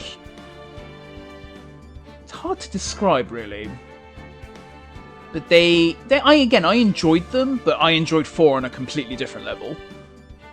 It's weird because 2-4 feels like a magnum opus that they almost weren't expecting to make a 3rd game after.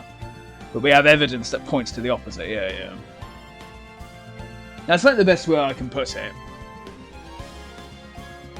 Like, I can't, like, I like, 4 did everything, did so many good things. Like, it brought characters back together, it brought Edgeworth back, Franziska still got her moment, which I'm really happy about. It was a nice twist on everything. Again, the whole point was it was Phoenix's turn to go through what Edgeworth did in the last game, which I liked. You know, by actually having a guilty party, having to defend a guilty party, and I liked how that logic played out. Adrian Andrews is a fantastic character. Definitely the most real person there. I enjoy the larger-than-life characters, but I really liked Adrian. I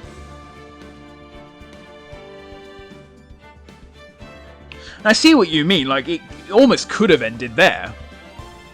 Apart from a couple of loose plot threads. Because I was expecting Morgan to come back in the same game, but apparently not. Which means I suspect we'll see her again in Game 3, or later. I'm just guessing it's going to be the next game. We'll see, I guess. Soundtrack was still good though. Like, so, you know, enjoyed those tracks. Like, an entire case was removed from this and put into 3. Is that right? I did not know that. Oh, okay. Yeah, because Game 3 is like 5 cases long, isn't it? Yeah. Okay, yeah. Oh, my days.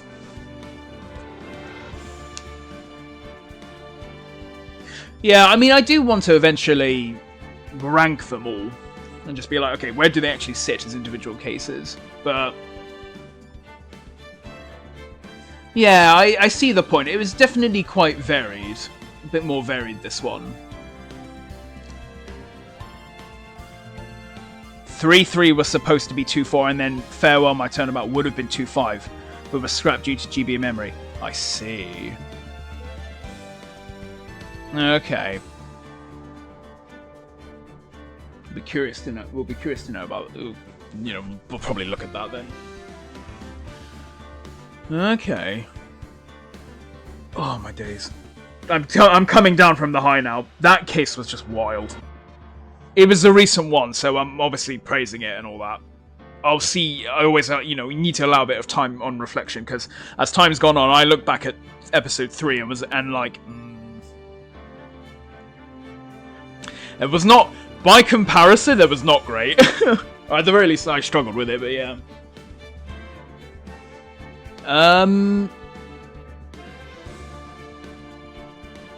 But yeah, no, it was good though. I really like that last one. That last one, I thought was fantastic.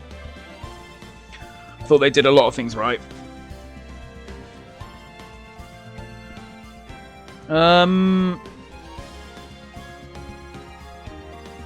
But no, it's still good. But ultimately, it's still good. Ace Attorney is just something I enjoy. I just get into it. The moment when Franziska burst through the door was such hype. It was fantastic. And like I said, I think the only thing I probably didn't like was, yeah, some of the logic was quite challenging, especially in the 3rd episode. Characters were good though. Apart from Hottie. It's like the only one. Everyone else was solid. It'll be super interesting to see what you think of Trials and Tribulations as you go through it, and then reflecting back on it at the end, because it's very different. Yeah, I agree. That's like the last one now. It's like...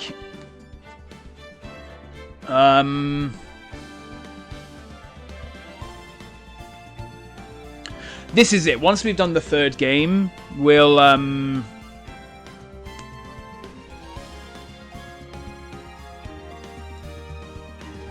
I want to kind of almost look back at the trilogy as a whole and be like, alright, well, this is the originals. You know, how does it all measure up? I've heard a lot of good things about the 3rd game, so it should be good.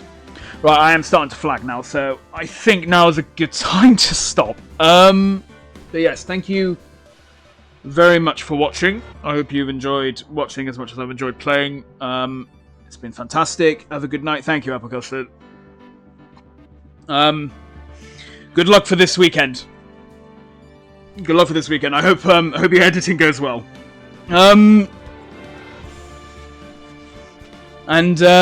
Cool. Next stream will be on Tuesday. I don't know what we're going to do yet. I'm not going to go straight onto the 3rd game. I'm going to take a break, play something else. I'm not quite sure what yet. It'll be something more chill. Or not reading anything, at least. I've got a few things to pick out, so I'll just pick something and just go live and just see what happens. Do something different for a bit. And we'll eventually come back for Game 3. But yeah. I'll be around then, playing something, no doubt. Yeah, I'm gonna go to bed now. It's late. But, yes, thank you for joining me on this wild court trial. And, we will move onwards. Yeah, cool. Guys, thank you very much for watching again. And, like I say, I'll be around again 9 PM GMT on Tuesday. We'll be playing something. And hopefully it'll be a good time. But, yeah, have a good one, guys. Cheers. Good night.